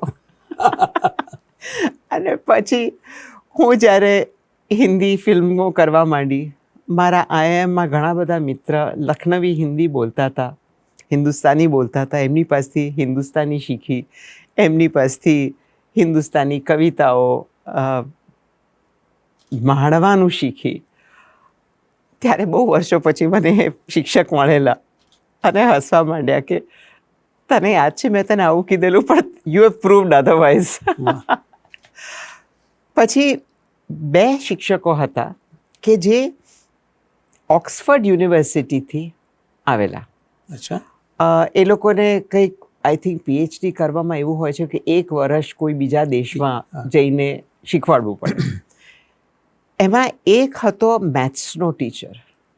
મને બાળપણથી મેથ્સ નહોતું ગમતું, પણ એણે જે 2 વર્ષ મને શીખવાડ્યું ને, તો હું ગણિતના પ્રેમમાં પડી ગઈ. ઓહો. અને આજે પણ એક નૃત્યાંગના તરીકે કે જેને તાલ વાદ્ય બહુ જ ગમે છે, હું ફક્ત ગણિત જ જોઉં છું.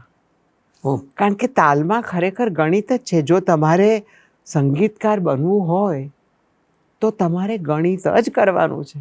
પણ જો તમને એવો શિક્ષક મળે કે એ જે કનેક્શન છે એ કરી આપે. હા. હું પ્રયાસ કરું છું કે શ્રેયસમાં જે અમે શીખ્યા એ શિક્ષક પાસેથી એ દર્પણના બાળકોને હું કહું કે લોકો ને હું તો એ લોકોને પૂછું કે તમારા ફેવરેટ સબ્જેક્ટ કયા છે, એટલે 10માંથી 6 બાળકો 7 બાળકો એમ કહે કે અમને મેથ્સ નથી ગમતું. એટલે હું એમને કહું કે અહીંયા તકીટ તક ધીમી તક ધીમી તક જૂનું તક ધીમી તક જૂનું તક જૂનું તક જૂનું તક જૂનું તક જૂનું તક. એ શું છે બેટા? તું 3, 5, 7, 9 અને એના ગણિતમાં ગણે છે ને, તને શિક્ષક એમ કહે છે કે જ્યારે 8મું 13નું સાયકલ આવે ત્યારે મૃદંગમ સાથે મળવું જોઈએ. અચ્છા. એના કરતાં વધારે કોમ્પ્લિકેટેડ ગણિત શું હોઈ શકે? હમ. તું 3નો તાલ કરે છે અને તારી બાજુની શિષ્યા 5નો તાલ કરે છે, તો તમે ક્યારે મળશો?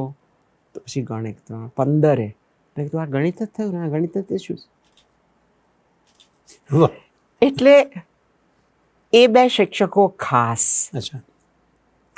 મને એક અમારા સોશિયલ સ્ટડીઝના શિક્ષક હતા, બેન હતા. હવે મને ખબર છે કે મોટી થઈ પછી ખબર છે કે લગ્ન જીવનમાં બહુ જ દુઃખી હશે, અને એમને અને એક બીજા શિક્ષકને મિત્રતા થઈ ગઈ હતી, પ્રેમ થયો તે વખતે ખબર નથી, તો બહુ નાની હતી, 10-11 વર્ષની હતી. પણ લંચ કે રિસેસમાં એ લોકો 2 જણ બેસીને વાતો કરે, અને કોઈએ આ કંઈ મીઠું મરી કરીને લીનાબેનને સમજાવ્યું હશે. મારા પ્રિન્સિપલ હતા, અને લીનાબેને જે બહેન શિક્ષિકા હતા એમને ઠપકો આપ્યો. મને લાગ્યું આ બહુ જ ખોટું થઈ રહ્યું છે. એક તો તમે એક બાજુ કહો છો કે છોકરી ને છોકરામાં કોઈ તફાવત નથી, બીજું કહો છો કે અમે તો બધું જ સાથે કરીએ છીએ, અમે ક્રિકેટ બી સાથે રમીએ છીએ, ફૂટબોલ બી સાથે રમીએ છીએ, એટલે એ રીતે પણ સમાનતા છે. તો 2 જણ ઝાડની નીચે પબ્લિકમાં બેસીને ડબ્બો શેર કરતા હોય એમાં શું ખોટું છે? અને તમે ઠપકો કેમ બહેનને જ આપ્યો? એટલે મેં નક્કી કર્યું કે હું લીનાબેનની ઓફિસની બહાર ધરણા કરીશ. અચ્છા. એટલે મેં ધરણા કરી, મારી પહેલી ધરણા. અને અનિવાર્ય એવું બનતું હતું કે હું આવું કંઈ કારસ્તાન કરું ત્યારે અમ્મા ટૂર પર હોય અને પપ્પા અમને સંભાળવા માટે અમદાવાદમાં હોય. ઓકે. એટલે લીનાબેન પપ્પાને બોલાવે, હવે મોટી બેન નાના ભાઈને બોલાવે કે ભત્રીજીએ કંઈ લોચો માર્યો છે. એટલે પપ્પાને બોલાવ્યા અને પપ્પાને કીધું કે આ ધરણા શેની કરે છે? એટલે મેં પપ્પાને આ બધી વાત કરી જે મેં તમને કીધું, અને પપ્પાએ કીધું બરાબર છે. પપ્પા અંદર ગયા અને મારી ધારણા સાર્થક થઈ. ત્યારથી નોન વાયોલન્ટ પ્રોટેસ્ટના એક્સપેરિમેન્ટ્સ કરે છે. એટલે આવા શિક્ષકો હતા. એક શિક્ષક જેણે મારી જિંદગી બદલી એ ઝેવિયર્સમાં પ્રોફેસર P.T. કોન્ટ્રાક્ટર. મેં તમને કીધું ને કે મારા બાબુભાઈ પટેલ સાથે બહુ કડવા રસ્ટિકેટ થવું. હા, અને બહુ જ પછી તો એવું જ રહ્યું 4 વર્ષ. ઓકે. અને આ પહેલા જ વર્ષમાં થયું, પહેલી સ્ટબમાં થયું ને હું તો કંટાળી ગઈ. અને શિક્ષણ બહુ જ ખરાબ હતું, બધું ગોખવાનું, કંઈ સમજવાનું નહીં. હું કહું કે મારે લાઇબ્રેરીમાં જઈને આ જે તમે ફલાણા ઇકોનોમિસ્ટનું સમજાવી રહ્યા છો એની ઓરિજિનલ ચોપડી વાંચવાની, તો શિક્ષકો કે એ કરવાની શું જરૂર છે, પરીક્ષામાં તો આ જ આવશે. અને P.T. કોન્ટ્રાક્ટરે જોયું કે હું બહુ જ દુઃખી છું, એટલે એમણે મને બોલાવી. એમણે કીધું કે હું સમજું છું. મેં કીધું સર મારાથી ક્લાસમાં નથી બેસાતું, હું આવું નહીં ભણું. એટલે એમણે કીધું કે માલિકા જુઓ, હું આખા અઠવાડિયામાં જે ઇકોનોમિક્સમાં શીખવાડવાનો છું, હું એ તને સબ્જેક્ટ કહીશ, તું દર શનિવારે મને એસે લખીને આપ, તારે ક્લાસમાં આવવાની જરૂર નથી. અને પછી જે 4 વર્ષ એમણે મને મેન્ટોર કરી. અમે જ્યારે IIMનું એન્ટ્રન્સ એક્ઝામ આપતા હતા ત્યારે બાબુભાઈ પટેલે પણ એ જ અમને કીધું કે જે મારા હિન્દીના શિક્ષકે કીધેલું કે તમે બધા ભણીને IIMમાં નહીં જઈ શકો, તમારા બધાના માર્ક્સ એડ થઈ. પ્રોફેસર કોન્ટ્રાક્ટરે મને ભણવામાં શું મજા છે એ શીખવાડ્યું. કે ફેલિયર કે પરીક્ષા થાય, પરીક્ષામાં કદાચ મારા સારા માર્ક ના મળે, પણ જે એકચ્યુઅલી વાંચીને એક કોન્સેપ્ટ સમજવાનો જે નશો છે ને, એ પ્રોફેસર કોન્ટ્રાક્ટરે મને શીખવાડે. અને એ પણ સેલ્ફ લર્નિંગ.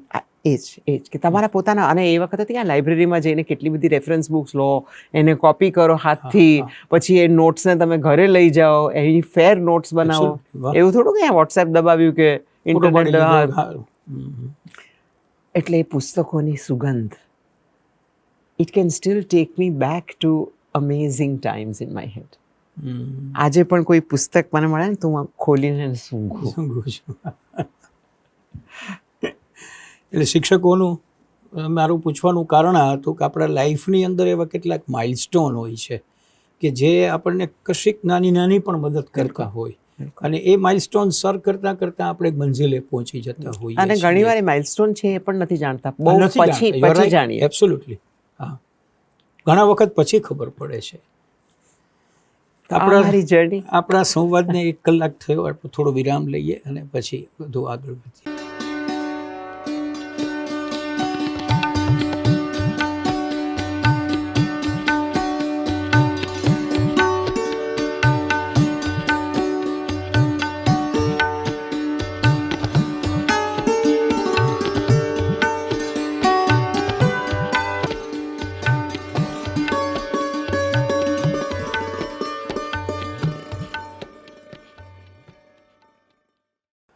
મિત્રો, આપણે સૌ અત્યારના એક એવી રસપ્રદ સંવાદની યાત્રામાં પસાર થઈ રહ્યા છીએ કે એમાં વચ્ચે અટકવું પણ આપણને નથી ગમતું.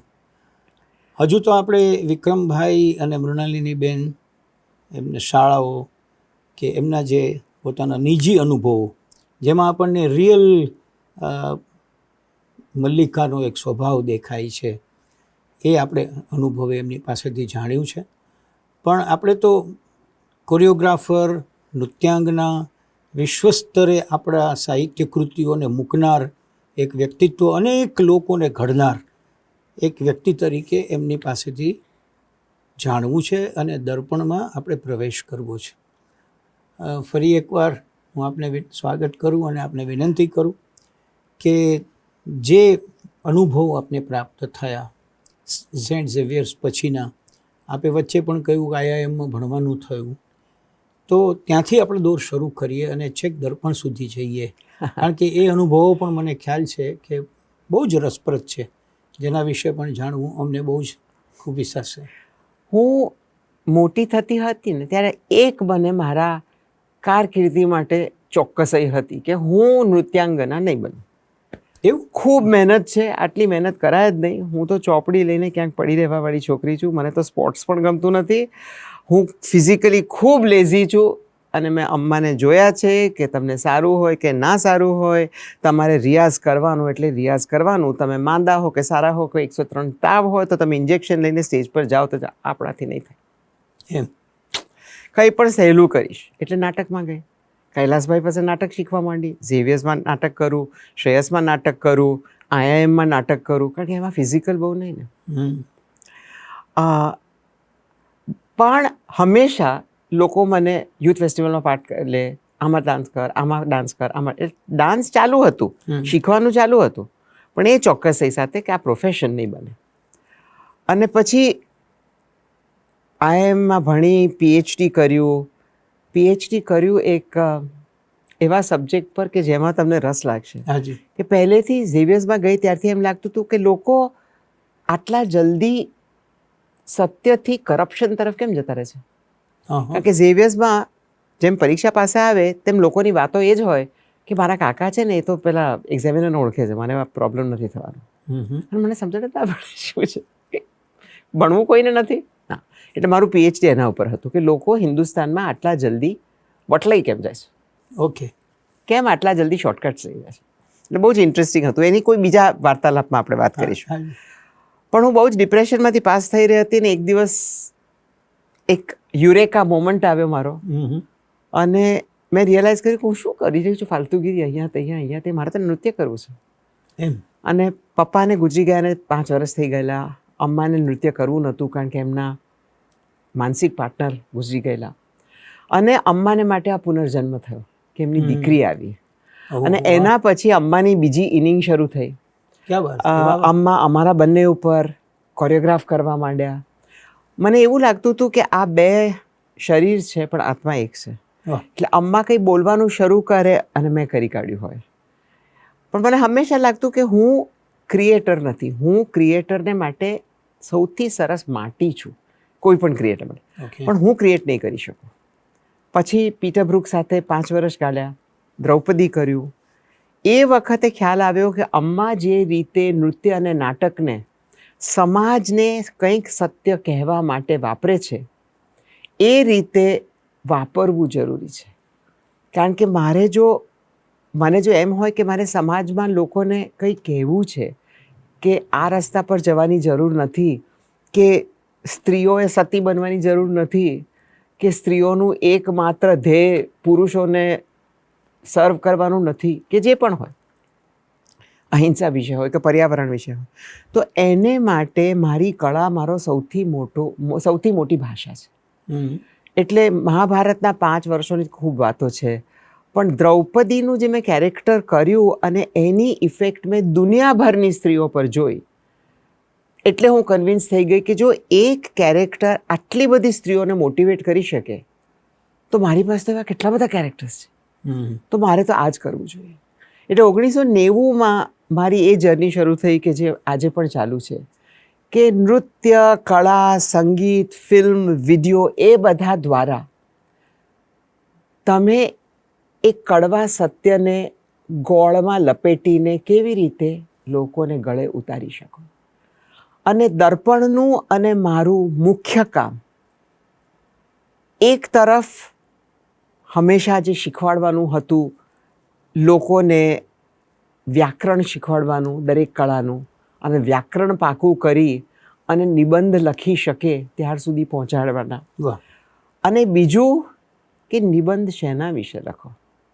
તમે સરખી જ નદી વિશે નિબંધ લખવાના છો, કે એ નદી આજે પર્યાવરણનું મોટો પ્રશ્ન બની ગયો છે, એના વિશે નિબંધ લખવાના છો? નિબંધ તો છે જ, કવિતા તો છે જ. મારે ગંગા વિશે લખવું છે, મારે ગંગા વિશે કંઈ કરવું છે, પણ એ ગંગાને આપણે જે વિકૃતિ લીધી છે, એ જ વિકૃતિ આપણે ગંગામાં આપી છે, તો એ ગંગામાં વિકૃતિ દબોળીને કયું સત્ય મળે? એ જાતના પ્રશ્નોને આપણા જ વ્યાકરણને લઈને કેવી રીતે કરી શકાય?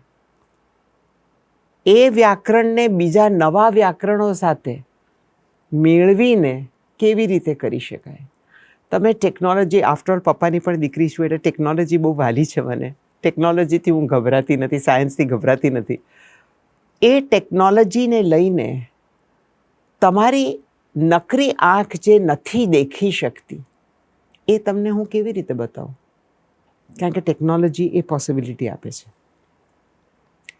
તો છેલ્લા 25 વર્ષમાં, 24 વર્ષમાં તો એ જ પ્રયાસ કર્યો છે કે એક બાજુ ગ્રામર અડગ હોવું જોઈએ, કારણ કે વ્યાકરણ જાણ્યા વગર હું જોડણીમાં ભૂલ કરું એ ખોટું.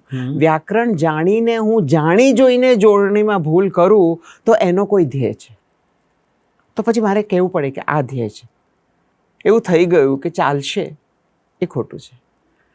અને આજે જ્યારે આપણી આખી દુનિયા એક વિઝ્યુઅલ મીડિયમ બની ગઈ છે, ફોન પર ચોંટીને બધા રહે છે. હું હંમેશા જ્યારે પ્લેનમાં જતી હોઉં છું ત્યારે હું જોઉં છું કે એરપોર્ટ પર બેસીને કેટલા લોકો આમ કરે છે અને કેટલા લોકો આમ જુએ છે. ન્યૂઝપેપર પણ વાંચતા હોય, અને 100માંથી 1 વ્યક્તિના હાથમાં ફોન નહીં હોય. એટલે વિઝ્યુઅલ મીડિયમને તમે કેવી રીતે એ જ સવાલોને લઈને વિઝ્યુઅલ મીડિયામાં તમે કેવી રીતે ચેલેન્જ લઈ શકો આજે? વાહ! એ ખરેખર અમારો ધ્યેય રહ્યો છે અને ધ્યેય છે આજે. કે જે લોકો હંમેશા બધું જ ફોન પર કે આઈપેડ પર જોતા હોય, એ લોકોને ફરીથી તમે એક્ટરને સ્પર્શી શકો છો એ માણવાની જે મજા છે, એ કેવી રીતે શીખવાડવાની? તો તમારે પણ કોન્સ્ટન્ટલી તમારી જાતને રિન્યૂ કરવા પડે. યસ. હું જે 2 વર્ષ પહેલાં પણ કરતી હતી એ નહીં ચાલે. તમે 20 વર્ષ પહેલાંની તો વાત જુદી છે, પણ આજે મારે કોઈને ભવાઈ બતાવી હોય તો કેવી રીતે બતાવીશ? એનું કોન્ટેન્ટ શું હશે? એને હું કેવી રીતે એન્હાન્સ કરીશ એનું એસેન્સ લીધા વગર? એટલે પહેલાં તો કળા માટે સમજવું પડે છે અમારે દર્પણમાં કે એક વસ્તુનું એસેન્સ શું છે અને એની આજુબાજુના કપડાં શું છે. કે તમે જો કપડાં બદલો તો એનું એસેન્સ ન બદલાવવું જોઈએ. યસ. પણ આજે આપણે એ કપડાને પણ એનું એસેન્સ માનીએ છીએ. આજે હું ભરતનાટ્યમને લઈને જાતની વસ્તુઓ કરી શકું છું કારણ કે આજે પણ જો તમે મને ચેલેન્જ કરો તો એ જ બૃહદીશ્વરના મંદિરમાં જે ચુસ્ત ભરતનાટ્યમ થતું હતું એવું કરી શકું છું. ઓકે. હું જો કરી શકતી હોઉં તો એ ભરતનાટ્યમ મારું છે, તમારું નથી, કે એ ગુરુઓનું નથી. એ મારે દરેક સેલમાં છે અને મારા સેલ સાથે મારે શું કહેવું છે, મારે શું કરવું છે, એ મારો હક છે. મારા સેલમાં ના હોય ને તમારા લુગડા પહેરીને પછી એમાં હું ચિત્રપુત્ર કરું એ ખોટી વાત. એટલે દર્પણમાં ધ્યેય એ રહ્યો છે કે ભરતનાટ્યમ અને સંગીતને બધા સાથે જીવનના સૂત્રો શીખવાડીએ. અમારા પ્રોગ્રામિંગમાં એવા પ્રશ્નો તમારા મનમાં મૂકીએ કે તમે ફરીથી અમે તો એવા જ, અમારામાં તો આવું જ થાય, અમારામાં આવું ન કરાય, અમારામાં આવું ન બોલાય, એ બધાને ફરીથી ઉકેલો. તમે એ બધા અમારાના વસ્ત્રો પહેરેલા છે પણ એમાં તમારું બિલીફ શું છે? તમે આ નૃત્યની આટલી કઠિન ટ્રેનિંગ લો છો 8 વર્ષ સુધી, તો તમારું ફોકસ ક્યાં છે? તમારું ફોકસ ફરીથી અંદર જઈ શકે છે? કારણ કે નૃત્ય તો એક મીડિયમ છે, એક નિમિત્ત છે. એ નિમિત્ત શેને માટે છે? આપણી કળાઓ શાના માટે જન્મેલી? આપણી કળાઓ જન્મેલી આપણને સારું શું ને ખોટું શું એ શીખવવા માટે.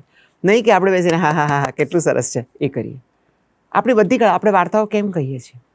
આજે ભરતનાટ્યમમાં જો હું નાયિકા બનીને એમ કહેતી હોઉં કે મારે તમારી ઝંખના છે, શેની ઝંખના છે? આત્મા અને પરમાત્માની ઝંખના છે. એ કોઈ વ્યક્તિની ઝંખના નથી, એ કોઈ મૂર્તિની ઝંખના નથી, એ કોઈ મંદિરની ઝંખના નથી. જો એ તમે બાળકને સમજાવો નહીં તો ભણતર આજના જેવું થઈ શકે કે બેટા પરીક્ષા પાસ કરવાની છે, શીખ્યા કે ના શીખ્યા કંઈ વાંધો નહીં. અને દર્પણમાં અમે એને ક્વેશ્ચન કરીએ છીએ આખો વખત. અમારા બધા પરફોર્મન્સીસ, અમારી બધી વિડીયોઝ, અમારા બધા લેક્ચર્સ, અમે જે નટરાણીમાં બતાવીએ છીએ એ એને માટે છે કે તમારામાં એવું કંઈક તત્વ અમે જીવંત કરી શકીએ કે તમે હું કોણ છું અને હું શાને માટે આ દુનિયામાં છું એ ક્વેશ્ચન કરી શકો.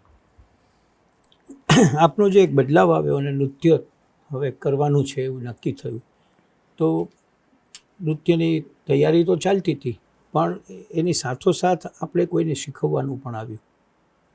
આપની પાસે જે આવે એને તૈયાર પણ કરવાના આવ્યા. હું શીખવાડતી નથી દર્પણમાં. નહીં, અમારી પાસે બહુ જ સારા શિક્ષકો છે જે પણ દર્પણમાંથી જ મોટા થયા છે. હું ફક્ત એ બાળકો સાથે કામ કરું છું કે જેને આનું પ્રોફેશન લેવું છે. ઓકે. એટલે બેઝિક કરી કાઢે. એટલે તમે નોર્મલ એજ્યુકેશનલ ટીમ ટર્મ્સમાં જો તો પીએચડી સ્ટુડન્ટ સાથે જ હું કામ કરું છું. ઓકે. હું બીજાને ગાઈડ કરું. હું બધા ક્લાસીસમાં જઈને ઊભી રહું. હું કરું કે આ નહીં બાબા, આપણો શ્વાસ છે ને એ એનર્જીમાં તું નાખે તો ઓડિયન્સ સુધી પહોંચે. હું જો ખાલી આનો જ વિચાર કરતી હોઉં તો ઓડિયન્સ સાથે રસ શું છે, રસમાંથી રસિક કેવી રીતે બનાવાય, એની વાત કરું. પણ બેઝિક ટીચિંગ છે અમારા શિક્ષકો કરે છે, હું સુપરવાઇઝ કરું. અને પછી જ્યારે એ લોકો એ બહુ જ કઠિન ડિસિઝન લે કે મારે આને પરસ્યુ કરવું છે તો પછી હું કામ કરવા માંડું. એટલે a kind of managing, mentoring. Okay. Entire institute. હા, મેનેજ કરું છું બધું જ, એડમિનિસ્ટ્રેટ કરું છું. હવે તો કળાને માટે ઓછા ને ઓછા નાણાં આવે છે.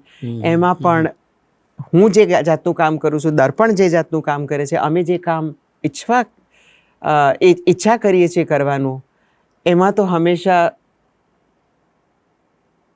લોકો પૈસા મૂકે એ કઠિન છે. આજે બીજા બધા તણાવ છે, સામાજિક તણાવ છે, પોલિટિકલ તણાવ છે, એટલે લોકો બહુ ડરપોક બનીને બેઠા છે કે કોઈ પણ સવાલ પૂછાય નહીં. અને અમારું તો બધું જ કામ સવાલનું છે.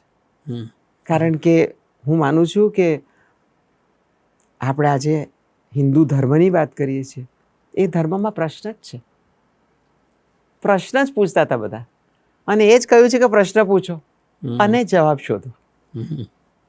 કોઈ બોધ હતો જ નહીં. એ બોધ બધું પરદેશના બીજા ધર્મમાંથી આવ્યું છે કે હું તમને કહું કે આ 10 વસ્તુ કરશો તમારું નિર્વાણ થઈ જશે. એ આપણા ધર્મમાં તો છે જ નહીં. પણ એ કઠિન વસ્તુ છે ને, દરરોજ પોતાની જાતને સવાલ પૂછો કે આ સાચું છે કે નહીં. પણ અમે તો દર્પણમાં સવાલ જ પૂછીએ છીએ. દર્પણના માઇલસ્ટોન જેને કહીએ કે જેને આજની તારીખે આવતે વર્ષે 75 વર્ષનું થશે. હો, એ મોટો માઇલસ્ટોન.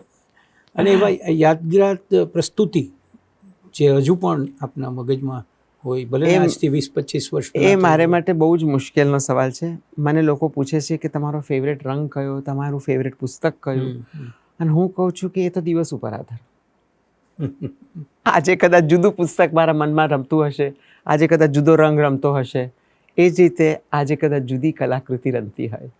એક વસ્તુ તમને કહું કે આજે હું જે છું એ જે 5 વર્ષ મેં ખૂબ એકલાપણમાં પીટર બ્રુકના મહાભારતમાં ખરી મલ્લિકાને ઓળખી, ખરી મલ્લિકાનું આત્મમંથન કરવું પડ્યું, એ 5 વર્ષમાં ઘડે. કારણ કે હિન્દુસ્તાનમાં હંમેશા પરિવારનો સાથ હતો. હું પડીશ તો કોઈ ઉપાડવાવાળું હશે, એ સર્ટન્ટી હતી. પણ ત્યાં સાવ અકેલી હતી, કોઈ દોરી નહોતી, ભાષા જાણતી નથી, ભાષા શીખવાની હતી. હું એકલી જ હતી કે જે આખા મહાભારતને આર્ગ્યુ કરવા માટે ત્યાં બેઠેલી. મારા મહાભારતને જાણેલા એક વાર્તાને નહીં, પણ મહાભારતના એસેન્સને. અને પહેલીવાર ખૂબ ઊંડાણમાં મારી જાતને તદ્દન એકાંતમાં મારા પગ પર, મારા વિચાર પર કોઈ નાડાદોરી વગર કેવી રીતે ઊભી રહું એ શીખવું પડ્યું. અને એટલે પરિવર્તિત મલ્લિકા બહાર આવી, એ આજની મલ્લિકા. અને મારા પ્રશ્નનો જવાબ મળી ગયો છે.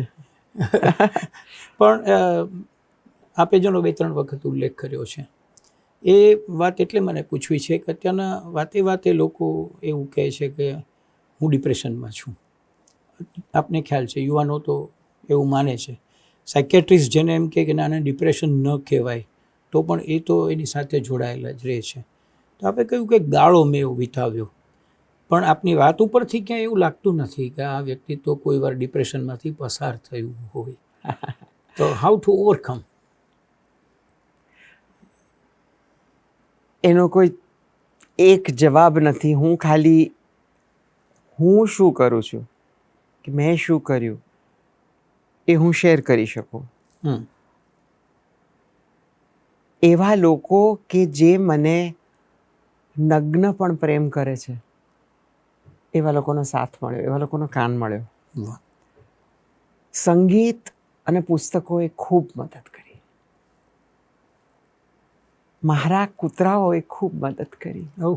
એ લોકોનો અપાર અને અનક્વેશ્ચનિંગ પ્રેમ.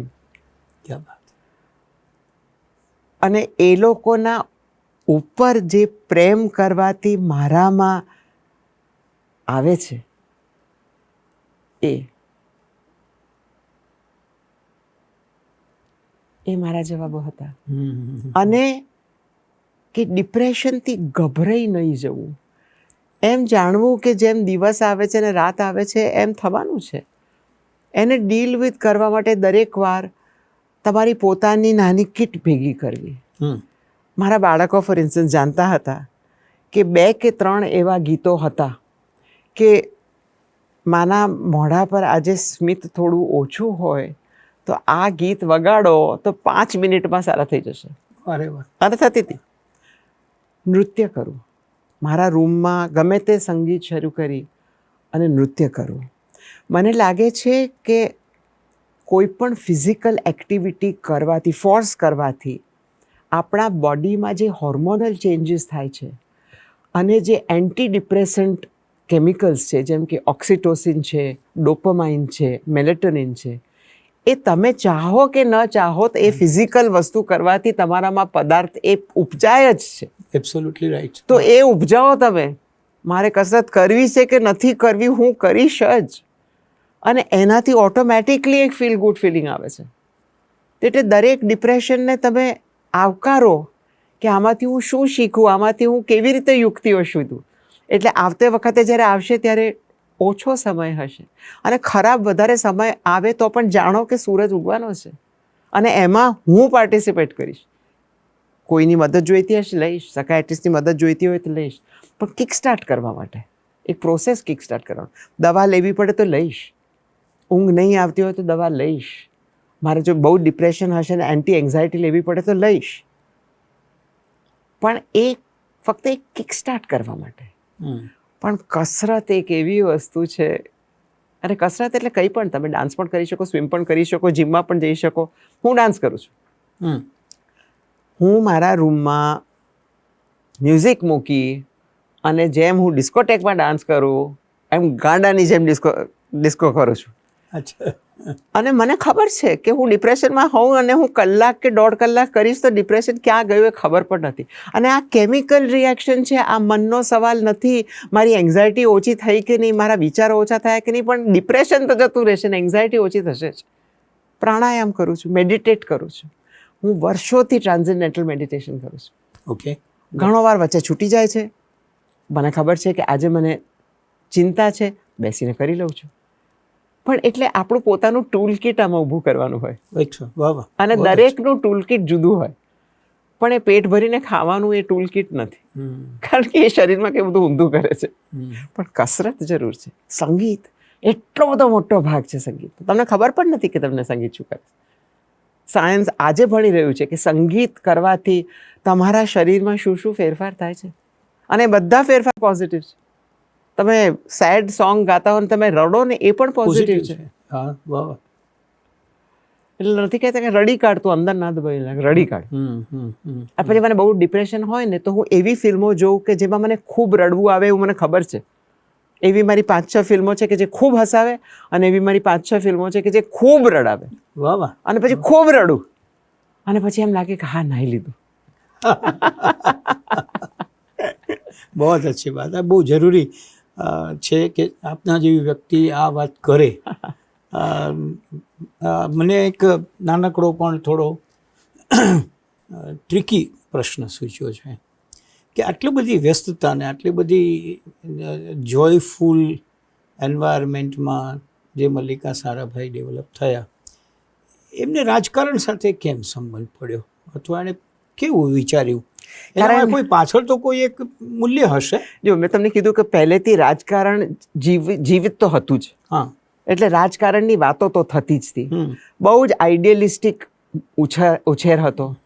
અને આજે પણ હું માનું છું. અને હું જ્યારે ઇલેક્શનમાં ગઈ એ પહેલાં 5 વર્ષથી હું જ્યાં પણ લેક્ચર આપવા જાઉં ત્યાં હું એમ કહેતી હતી કે હું માનું છું કે હિન્દુસ્તાનને ગવર્નન્સની જરૂર છે, રાજકારણની નહીં. અને જો મારી સાથે કોઈ પણ, તમે જે પણ પોલિટિક્સમાં માનતા હોય, મને કોઈ ઇન્ટરેસ્ટ નથી. તમને હિન્દુસ્તાનનો છેવટનું વ્યક્તિની જિંદગી જો સુધારવી હોય તો તમે મને તમારા 5 નહીં 7 વર્ષ આપો. પહેલાં 2 વર્ષ તમે જ્યાં રહો છો, જ્યાંથી તમે ઊભા રહેશો, એની દરેક નાડી જાણો. ખરા સવાલ શું છે, લોકોની ખરી તકલીફ શું છે, તમે એ લોકોના સોલ્વ કરવાના ટ્રાય કરો. એટલે લોકો જુએ 2 દિવસ કે તમારે ખરેખર એ લોકોની જિંદગીને સુધારવી છે, નહીં કે મારે પોસ્ટર્સ મૂકીને તમને કહેવું છે કે હું આ આપીશ. અને પછી તમે ઊભા રહો. આપણે જો 200 કે 300 આવા લોકો 2 વર્ષનું હોમવર્ક કરીને ઊભા રહીએ અને એમાંથી 30 જણ પણ જો લોકસભામાં જાય તો એ 30નો બ્લોક એટલો બધો સ્ટ્રોંગ હશે. અને તમે નક્કી કરી લો કે હું કોઈની પીઠ ખંજવાળવાનો નથી ને કોઈ મારી પીઠ ખંજવાળવાનો નથી, મારે ફરીથી ઇલેક્ટ થવું જ નથી. પણ આ 5 વર્ષમાં હું મારી કોન્સ્ટિટ્યુઅન્સીને 1 થી 10 સુધી પહોંચાડીને દેખાડીશ કે આજે જે બધી સ્કીમ્સ છે ગવર્મેન્ટની, એ જ સ્કીમનો છેલ્લો રૂપિયો જો ખરેખર જે બાબતમાં વપરાવો જોઈએ એમાં વપરાય, દરેક સ્કીમમાં જે પોષણ મળવું જોઈએ એ છેલ્લી વ્યક્તિને મળે, તો લોકોની જિંદગી 5 વર્ષમાં તમે એવી કરી દેશો કે એ લોકો પોતાના પગ ઉપર ઊભા હશે, તમારી જરૂર જ નહીં પડે. મને એ આશા છે. અને એને 5 વર્ષ મેં આ લેક્ચર આપ્યું, એક પણ બીજી વ્યક્તિ ઊભી ના રહી. એટલે મેં મારી જાતને કીધું ચલો અજમાવી તો જોઈએ. તદ્દન સત્ય અને ટ્રાન્સપેરન્સીથી એક ઇલેક્શન લડાય છે કે નહીં, જીતવાનું હારવાનું છૂટું છે, લડાય છે કે નહીં, અને એના વિશે તો હું કોઈ દિવસ ફિલ્મ બનાવીશ. કોણ કેટલા પાણીમાં ઊભું છે ને કોણ કોની સાથે દોસ્તીઓ કરી કાઢે છે, અને ક્યાં કટ્ટા દુશ્મનો પણ જો બહારની વ્યક્તિ એ લોકોનું આખું માળખું આમ કરવા આવી હોય તો એકદમ મિત્રો બની જાય છે, એ બધું મને ફર્સ્ટ હેન્ડ ખબર છે. એ એક બીજી વાત છે. પણ આટલે હું પડી. અને મને જોઈને ઘણા નાના જગ્યાઓથી લોકો ઊભા થયા છે, જીત્યા પણ છે અને પરિવર્તન પણ કરી રહ્યા છે. એટલે એ મારા જે 2.5 મહિનાનો લર્નિંગ કર્વ હતો એક ગજબનો લર્નિંગ કર્વ હતો. અને હવે હું કહી શકું કે હું ખરેખર રાજકારણને અંદર બહાર જાણું છું, ગંદકી જાણું છું, ઉકેડો જાણું છું. બદલવો ખૂબ જરૂરી છે. એટલે સત્તાને બદલે પાવરને બદલે સર્વિસ માટેની જે મૂળ ગવર્નન્સ, હા, politics unto the last governance, governance. Governance નહીં તો તમે વિચાર કરો કે 75 વર્ષ આપણને થયા, તમે આંકડો મૂકો કે કેટલા પૈસા ગયા છે અને ચેન્જ ન આવી શક્યું કેવી રીતે બને? એટલે હું તો ઈચ્છા કરું, આજે હું યુવાનો સાથે વાત એટલા માટે જ કરું કે આઈડિયલિઝમ રાખો, આપણે બદલાવ લાવી શકીએ છીએ. આજે ફોર ઇન્સ્ટન્સ કોર્પોરેટ વર્લ્ડમાં હું આઈએમ છોકરાઓ સાથે વાત કરતી, અત્યાર સુધી ખાલી શું પે પેકેટ મળે એ જ જોતા હતા. છેલ્લા 5 કે 7 વર્ષમાં આવીને પૂછે છે કે તમે તમારા કચરા સાથે શું કરો છો, તમે પર્યાવરણ માટે શું કરો છો. અમને જો લાગશે કે તમે પર્યાવરણનો નાશ નથી કરી રહ્યા તો અમે કંપની જોઈન કરીએ. એટલે ક્યાં કોન્શિયન્સ ફરીથી આવી રહી છે, એ કોન્શિયન્સ પોલિટિક્સમાં આવી જરૂર. હું ડિશોમ નામની એક સંસ્થા સાથે કામ કરું છું. ડિશોમ સંસ્થા, ડિશોમ એટલે ઝારખંડીમાં પરિવર્તનનો શબ્દ છે. ત્યાં એ લોકો દર વર્ષે 1 વર્ષનો ટ્રેનિંગ પ્રોગ્રામ લે છે નેતૃત્વ માટે અને વેલ્યુઝ અને આઈડિયલિઝમ માટે. જ્યાં એ લોકો ગ્રાસરૂટ લેવલના, એ લોકોને 200-300 એપ્લિકેશન આવે છે કે જે કોઈ આદિવાસી સંસ્થામાં કામ કરતું હોય, કોઈ એક NGO હોય કે પછાત વર્ગ સાથે કામ કરતું હોય, કોઈ એક NGO હોય કે એજ્યુકેશનમાં કામ કરતું હોય. અને એ લોકોને લાગે છે કે અમને જો નેતૃત્વની ટ્રેનિંગ મળે અને અમને જો પોલિટિકલ મશીનરીમાં જવાની ટ્રેનિંગ મળે તો અમારે અમારા સમાજમાં આવીને કામ કરવું છે. હમણાં એનું 3જું સાયકલ ચાલી રહ્યું છે. અને પહેલા સાયકલના 3 આદિવાસી બહેનો પહેલીવાર ઇલેક્ટ થઈને પંચાયત અને મ્યુનિસિપલ કોર્પોરેશનમાં આવી છે. અને હું ટ્રેક કરી રહી છું એ લોકોનો ટ્રેક રેકોર્ડ, અને એટલો બધો આશાસ્પદ છે કે આવી જાતની સંસ્થાઓ સાથે સંકળાવવું મને ખૂબ ગમે છે. કારણ કે એ લોકોને પોતાનું આત્મબળ આપે છે અને ફરીથી કહે છે કે તમારે ગંદા બનીને જીવવાની જરૂર નથી, તમારે ગંદકી કરીને ઇલેક્ટ થવાની જરૂર નથી, બીજો રસ્તો છે. અને ખરેખર તમે ગામડામાં જઈને 1 વર્ષ રહીને ગામડામાં પરિવર્તન લાવો ને તો તમે પંચાયતમાં ઇલેક્ટ થશે જ. ગમે તેટલા પૈસા તમે બીજે પાર્ટી આપતી હશે ને તમે ઇલેક્ટ થશો. કારણ કે લોકો મૂર્ખ નથી, લોકો દર વખતે જૂઠાણાથી જીતશે નહીં. એમને તમે ઓલ્ટરનેટ આપો કે જે એ લોકોએ જેનાથી એ લોકોની જિંદગી બદલાઈ છે, તમને એ ઓલ્ટરનેટ એ લોકો ચૂઝ કરશે, એ મને આશા છે. અત્યારની બહુ મોટી નિરાશાનો વિષય એ રાજકારણ છે જ. અને એમાં એક નાનકડી આશા આ વાત છે ઉપરથી જ. જન્મે એવું છે અને એ બહુ જ ગ્રાસરૂટ લેવલથી શરૂ કરવાનું છે. અત્યારના મેજર એક્ટિવિટીનું કોન્ટ્રીબ્યુશન કયું બાબત? દર્પણ કે દર્પણ ઉપરાંતની પ્રવૃત્તિઓ, સમાજ સાથેનો સ્પર્શ? કદાચ ગુજરાતમાં આ સમાચારને બહાર આપવા ગુજરાતની પ્રેસને જરૂરી ના લાગ્યું, પણ હું ગયા ડિસેમ્બરમાં કેરળમાં એક પરિવર્તન આવી રહ્યું છે. આમ તો દરેક યુનિવર્સિટીના ચાન્સેલર ઓટોમેટિકલી ગવર્નર હોય છે આખા હિન્દુસ્તાનમાં. કેરલે નક્કી કર્યું કે એમની 14 યુનિવર્સિટીઝમાં એ લોકોને કોઈ એ સબ્જેક્ટનું શ્રેષ્ઠ વ્યક્તિ જોઈતું હતું. એટલે એ લોકોએ અસેમ્બલીમાં પાસ કર્યું કે અમારે હવે ઓટોમેટિક કોઈ પોલિટિકલ ફિગર કે પોલિટિકલ અપોઇન્ટી અમારા ચાન્સેલર બને એ અમને નથી જોઈતું, અને અમે એ સબ્જેક્ટના એકને બનાવીશું. કેરલામાં 1930માં કેરળ કલામંડલમ કરીને એક સંસ્થાનું સ્થાપન થયેલું. ત્યાંના મહાન કવિ વલ્લતોડ અને ત્યાંના એ વખતના રાજાએ મુકુંદ રાજાએ પોતાનો મહેલ આપીને સંસ્થા શરૂ કરી. અને મારા બાળપણમાં તો કલામંડલમ એટલે કથકલીનું સૌથી શ્રેષ્ઠ જગ્યા એવું. પછી લગભગ 15 કે 18 વર્ષ પહેલાં એને ડીમ્ડ ફોર યુનિવર્સિટી બનાવી અને ત્યારથી એનું પતન શરૂ થયું. કોઈ IAS ઓફિસર આવે, કોઈ વાઇસ ચાન્સેલર તરીકે નહીં. અને જેમ આપણી વધારે પડતી યુનિવર્સિટીઝ કે જેમાં સ્ટેટ કે સેન્ટરનો ભાગ હોય એની જે હાલત થાય છે એવી થવા માંડેલી. એટલે કેરલા ચીફ મિનિસ્ટરે આ ડિસિઝન લીધું અને કેરલા કલામંડળની ચાન્સેલર મને બનાવી. એમ એટલે ઓહો. છેલ્લા 10 મહિનાથી હું ચાન્સેલર છું ને એમને એવી જ ચાન્સેલર જોઈએ કે જે જઈને આખા ઇન્સ્ટિટ્યુશનને શેકઅપ કરે અને ફરી જે આંતરરાષ્ટ્રીય ખ્યાતિ પર એ ઇન્સ્ટિટ્યુશન હતું એ ત્યાં લઈ જાય. એટલે મારો 40 વર્ષથી દર્પણનો જે એક્સપિરિયન્સ છે અને મારો પરફોર્મિંગ આર્ટિસ્ટ તરીકે એક્સપિરિયન્સ છે એ લઈને મારો ખાસો સમય એ ઇન્સ્ટિટ્યુશનને ફરીથી જીવિત કરવામાં, એમાંથી જે પેટ્રિયાર્કી છે, જે કમ્યુનલિઝમ છે, જે કાસ્ટિઝમ છે, એ બધું તરત જ દૂર કરીને શિક્ષણ બધાને માટે છે. જેને ભણવું હોય એ ભણે અને જો કળાનું શિક્ષણ હોય તો એ કળા કયા સ્તર પર હોવી જોઈએ. આ બધી સંસ્થાઓ ટેકનોલોજીથી ખૂબ ડરે છે.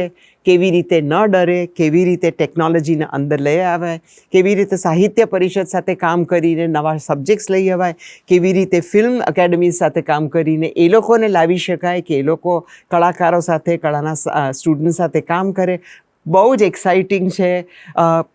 કેરળે જ મને આટલું બધું કામ કરીને ઠેઠ ગ્રાસરૂટ્સમાં કામ કરી, ગામડે ગામડે જઈને હું તો એ સ્ટેટને માની ગઈ છું. કળા, જો તમે કલાકાર કે લેખક હો તો ત્યાં જઈને માણો કે ખરો પ્રેમ અને ખરું રિસ્પેક્ટ એટલે શું. ગોડ ઝોન કન્ટ્રી છે ખરેખર. પણ God zone without God, God zone country છે. યસ, પણ ત્યાં જે કળા ધગધગે છે અને કળાનો પ્રેમ ધગધગે છે, મેં દુનિયામાં ક્યાંય જોયું નથી. ખરેખર દુનિયામાં ક્યાંય જોયું નથી. એટલું બધું જીવંત છે ને એટલું બધું લોકોના ગામડાઓમાં કે જ્યાં કોઈ સહાયતા ન મળતી હોય એવા ગામડામાં 7-7 દિવસના નાટકના અને સંગીતના ફેસ્ટિવલ કરે છે. કેવી રીતે કરે છે? દરેક ઘરમાં જઈ અને કોઈને 2 કિલો ભાત આપવા, 2 કિલો ચોખા આપવા, 2 કિલો ચોખા આપે. કોઈ ગાયના 15 દિવસનું દૂધ કમિટ કરે અને એને વેચી, એને મોનેટાઈઝ કરીને દરેક ગામડામાં ફેસ્ટિવલ્સ ચાલે છે. ઓહો, આપણે ખ્યાલમાં જ નથી. હા, મને પણ હમણાં જ ખબર પડી, કારણ કે હું દરેક જગ્યાએ જઉં છું. હું તો એક મારો ભાગ કેરળનો છે, પણ આ જાતનું હેન્ડ્સ ઓન મેં કોઈ દિવસ કેરળમાં કામ નથી કર્યું. અને ક્યાં ક્યાં લાઇબ્રેરીઝ ને ક્યાં ક્યાં કેવી કેવી જગ્યાએ બાળકો પુસ્તક વાંચતા હોય ને. આમ ગુજરાતથી તો જઈને એમ કોઈ હું માર્સમાં ઉતરી હોય એવું છે. અચ્છા. એટલે ઘણું બધું સમય ત્યાં જાય છે. પણ દર્પણનો જ બધો મારો વ્યવહાર અને એક કલાકાર તરીકે ત્યાં કોઈ દિવસ એવી વ્યક્તિ આવી જ નથી કે જેણે આર્ટ્સ એડમિનિસ્ટ્રેશન પણ કર્યું હોય અને આજે પણ કલાકાર છે. એટલે ત્યાંના કલાકાર પહેલાં તો એડમિનિસ્ટ્રેટરને એવું કે ભાઈ એવું છે ને, તમે સમજો નહીં, તમે કલાકાર નથી ને એટલે તમે ના સમજો અમારી. મને એવું કહી જ નથી શકાતું. અને ત્યાંનું એડમિનિસ્ટ્રેટર આર્ટિસ્ટને એમ કે તમે ના સમજો, આ બધા રૂલ્સ હોય ને તમે ના સમજો, એ પણ મને કહેવાયું નથી. એટલે બંને બાજુથી મને ખૂબ મજા આવે છે આ બધું ચેન્જ કરવામાં. પહેલાં જ વર્ષમાં મેં એ રૂલ તોડી નાખ્યો કે અમુક જ લોકો અમુક કોર્સમાં આપી શકે. આજે there is no gender discrimination, there is no caste discrimination. કેરળમાં આપણા બધા જ સમાજમાં એવું છે કે ઢોલીઓ હોય તો અમુક જ જાતિના હોય અને ફલાણા હોય તો અમુક જ જાતિના હોય. કોઈ ચામડા સાથે કામ કરવું હોય તો ફલાણી જ જાતિના હોય. એ બધું તોડી કાઢ્યું છે કેરળમાં. અને આ વખતના એડમિશનમાં એવા લોકો એવા કોર્સીસમાં આવ્યા છે કે જે 100 વર્ષની હિસ્ટ્રીમાં આવ્યા નથી. ઓકે. અને શિક્ષકોને બી સાથે લઈ જવાના હોય, એ લોકો પણ ગભરાઈ ના જાય, એ લોકોને પણ એમ ના લાગે કે એમનું રિસ્પેક્ટ ઓછું થાય છે. એટલે રિસ્પેક્ટનું ડેફિનેશન શું એ બદલવું પડે છે. કે રોફ મારવાથી રિસ્પેક્ટ નથી મળતો. રિસ્પેક્ટ અને આ જે હું કહેતી હતી ને કે એસેન્સ શું છે ને કપડાં શું છે, યસ, એ શોધવા માટે લોકો ગભરાય છે. એમ્પરર્સ રોબ જેવું. હા, યા. કે જો તમે એ કળાને નગ્ન કરશો તો જ તમને ખબર પડશે કે આમાં શું રાખવા જેવું છે ને શું પરિવર્તન થઈ શકે એવું છે. એટલે ખૂબ મજા કરું છું. દર્પણમાં તો ઓફકોર્સ બધું કામ ચાલે છે, નવા પ્રોડક્શન ચાલે છે. આ વખતે નટરાણીમાં બહુ જ એક્સાઇટિંગ સિઝન છે. એટલે એ સિઝન આખી પ્લાન કરવી પડે છે. દુનિયાભરના કાર્યક્રમો જોઈને પછી અમદાવાદ શહેરને કેવી રીતે એક કળાનું સેન્ટર બનાવીને જાળવી રખાય, એટલે એની ખૂબ મહેનત થાય છે. વિદેશ પ્રવાસો પણ આપણા ઘણા બધા થયા છે. ઘણા બધા થયા છે, હજુ પણ થાય છે. એમાંનો કોઈ એવું એક આપણને મનમાં યાદ રહ્યું હોય એવો કોઈ પ્રસંગ ખરો કે ભાઈ? એવા ઘણા બધા પ્રસંગો છે. બેલ્જિયમમાં એક નાના ગામડામાં મારી પહેલી ટૂરમાં ગયેલી અને શો પત્યો પછી એક ખાસા ઉંમરવાળા બહેન સફેદ વાળવાળા આવ્યા અને હું તો એ વખતે ફ્રેન્ચ બોલતી નથી એટલે એમણે મારા ટ્રાન્સલેટરને એમ કીધું કે એમને કહેશો કે હું કોઈ પણ બ્રાઉન રંગની સ્કિનને અડકી નથી, હું એમની ચામડી અડકી શકું. ઓહો 1977ની વાત કરું છું. ઓહો વાહ. એટલે મેં કીધું આવીને અડે, મારા ખૂબ લાંબા વાળ હતા, વાળને અડ્યા. એ જ ટૂરમાં પેરિસમાં હું આખું અઠવાડિયું સરખા જ થિયેટરમાં સરખો જ શો કરતી હતી. 5મે દિવસે મેં જોયા કે ઘણા બધા સરખા જ ઓડિયન્સ આવ્યા છે અને પાછળ આવીને મને પૂછે કે ગયા કાર્યક્રમમાં ગીત ગોવિંદની આ પંક્તિમાં તમે આ મુદ્રા કરેલી, આજે તમે બીજી મુદ્રા કરી, કેમ? આવું ઓડિયન્સ મેં જોયું નથી. ઓહો એટલે જે રસિકની વાત છે ને, હા, રસથી રસિકવાળી વાત થઈ. એ એટલે આવા તો બધા ઘણા બધા સુરીનામમાં હતા અને સુરીનામમાં લાખો લોકો બિહારથી શુગર કેનમાં કામ કરવા 1820માં 1830માં ગયેલા કે જે હજુ પણ ભોજપુરી ગાય છે પણ એનો એક પણ શબ્દ શું છે ખબર નથી પડતી. અને ત્યાં 10,000 શેરડીના ખેતરોમાં કામ કરતા લગભગ બધા ભોજપુરી લોકોને માટે 2 ટ્રકને ભેગી કરીને ટ્રક ખોલી અને એ અમારું સ્ટેજ અને આગળ બીજી 2 ટ્રકને એની હેડલાઇટ ઉપર અમે ડાન્સ કરીએ છીએ. ઓહો હા, ક્યાં વાત. આવું પણ બન્યું છે. એટલે એ પાછી ત્રીજી જ પુસ્તક. એમેઝિંગ. કારણ કે આપણે રો સ્ટેજ તો ઘણા જોયા છે પણ ટ્રકનું સ્ટેજ થાય બિલકુલ એ કોન્સેપ્ટ પણ આપણને મજાનો લાગે છે. આપની સાથે ઘણો બધો સંવાદ કરતા જ રહીએ એવું ઈચ્છા થાય, કારણ કે તમે જુઓ એક વિદેશ પ્રવાસમાંથી 3-4 વાત નીકળી આવી છે. કારણ કે આ બધા સ્મરણો એવા છે કે હું એવું માનું છું અને અમારો આ પ્રયાસ એટલા માટે છે કે આવતી પેઢી સુધી આ પહોંચવું જોઈએ કે જેથી કરીને એને ખ્યાલ આવે કે આવું બધું જિંદગી છે ને, હા, આપણે બનાવીએ ને તો એ ગીત છે. ગીતમાં કોમળ સ્વર પણ હોય અને તીવ્ર સ્વર પણ હોય, પણ એને ગીત બનાવવું કે નહીં એ આપણા ઉપર આધાર છે. ક્યાં વાત. હું આભાર નથી માનતો પણ બહુ અહોભાવ વ્યક્ત કરું છું, બહુ અહોભાવ વ્યક્ત કરું છું કે આટલો સરસ મજાનો સમય વિશ્વકોશ અને સંતુલન સાથે આપણે વિતાવ્યો. અને હું પ્રાર્થના પણ કરું કે આપના જે ઉત્તમ મનની અંદર ઉત્તમ વિચારો આવે છે એને ઉત્તમ ફળદાયી રીતે આપ પ્રસ્તુત કરી શકો ભવિષ્યમાં.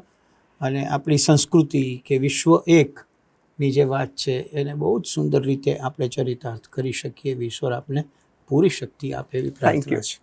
નમસ્કાર. બસ.